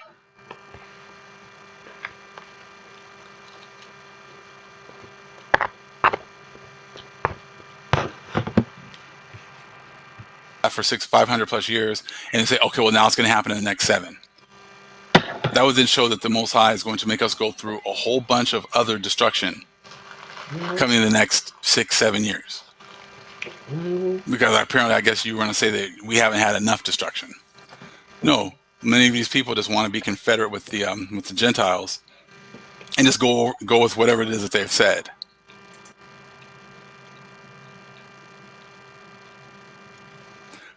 Now, one of the subscribers said that the Sefer was like $1,000. So I went and checked it out, and it was unavailable on many different platforms. Why is it that a Bible like this is very, very difficult to get? See, because they're trying to hide information that's in here that proves what I'm saying. It proves the fact that, that they've been drinking the clarified wine all this time, and that the Most High already punished his people, and that now he's about to come and punish the other nations. Especially in that 2 Baruch 13. Enoch's in there, gives you a whole lot of understanding. Jasher, Jubilees gives you much more understanding. See, you can go and you got to understand what's important. When you see books that are $1,000, $1,500, $20,000, $10,000, it's not the books, okay? It's not the ink. It's the knowledge that is put in these books. It's the knowledge and the ink that is put in there that when you have the power of the Holy Spirit, you can start to get more understanding. But see, if they've been trying to hide all the things that they've done for 500 plus years, they're not going to want you to read books like this. Because then you can realize that, hold on, that doesn't make sense about in 7 years tribulation period so the 500 years that we've gone through didn't count. And you can say when you got a lot of these, Hebrews that sit there and follow the ways of the heathen, you kind of have to make sure that you check on them too, that you really, go and do your own research and don't just take people's words for things. See, these churches, they still got they get Bibles super cheap. You can go get their New Believers Bible that doesn't even have the Old Testament. They'll hand those to anybody who wants those. I said because it goes along with their dogmas. Anything that goes on with their dogma, their books are cheap. The information is cheap. I remember when we used to do studies on Anne Frank and World War II and Ish and the Germans. And those books were like free. They'd give them away. They give those away free because it goes along with the dogma. It goes along with the things that they want to push. All of a sudden, you start getting into historical books about Columbus and what he was really thinking, and you can't even get the books. Or if you do, you're going to pay hundreds and hundreds of dollars or even thousands of dollars for it. The book, the 2 Seeds of Genesis 3:15, can't find it anywhere. Many of these books, the Florentine Codex, the codexes, 12 books, you can't find them, or you can find one here and one there. So any information that's important that actually proves that the Most High already fulfilled many of these scriptures in history, they make very difficult to get. Anything that shows you hey, all these scriptures are going to be fulfilled later on, and that just nothing's been going on for the last 500 plus years, those books are nice and cheap. So you got to think about that too with the Bible. The Bible pushes that whole everything is going to happen in the future. Everything's going to happen, after the rapture. So then you can get a King James Bible relatively cheap, especially the ones that do not have the precepts all in them, not the ones that were, that they had during slavery time. Those Bibles are very difficult. So, but if you want one like today with no Old Testament, they'll just hand those to you. Or if they give you the King James, but they give you no precepts, they'll give you those books for cheap too. Which all sorts of making a lot of sense because they don't want you to realize that any of these problems. Jesus' name, that angels prostrate fall. Bring forth the royal diadem and crown him Lord of all. Bring forth the royal diadem. It's some hunky ass shit, boy. They got this online shit for hunkies, hunky, praise the Lord, the gathering for hunkies and shit. Just saying though, I ain't with all that, for me. So, I'm telling you, like, they hold on to this shit with every breath they take. This Christianity shit, they holding on to this shit with every breath they take. For me.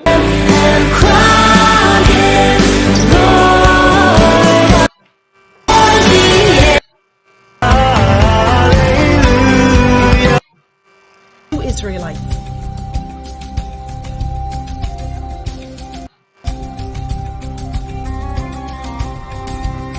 What the hell is that?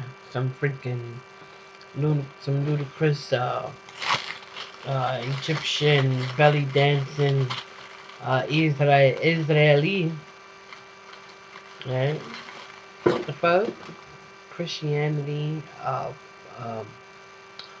Christian pastor. He's a pastor. He's a pastor. He's a warlock. Period. Our teaching presbyter is Rick Wiles. Our preaching presbyter is Doc Burkhart. Now, let's join the online service where we worship the King of true Israel, Jesus Christ. New Jerusalem. Look at that. New Jerusalem. If y'all don't get the fuck on, motherfuckers. They stay on some bullshit. They do not want us to come out of bondage in no form of fashion. They need every yoke and every bondage to choke us quite triple. But I come against that. I come against all that yoke shit. Feel me? I don't care what nobody says. Enough is enough. Feel me? This shit better talk to Tiny, Let's put some shit together here, Let's think and being a critical thinker, you feel me? And it's alright to be a critical thinker, because right now, hopefully there's something that you seen here that had you thinking, or make your ass think. I will provoke your ass to think. That's what I do. You feel me? Like, there's no reason why, you know what I'm saying, you should be sitting here, simple as fuck, waiting on what? I don't know what. Right now, you know what I'm saying? You should feel ready. At a time like now, ready in season and out of season. Period. You know what I'm saying? This your girl to talk to Tiny. And you already know the half. Like, share, subscribe. Don't hate it, because you ain't it. Fake it till you make it. It's your girl to talk with Tiny. Boricua, wifey, the one and only, never lonely. Y'all go ahead and have a good night. Hit this, smash the like. Period. You already know. I'm out of here.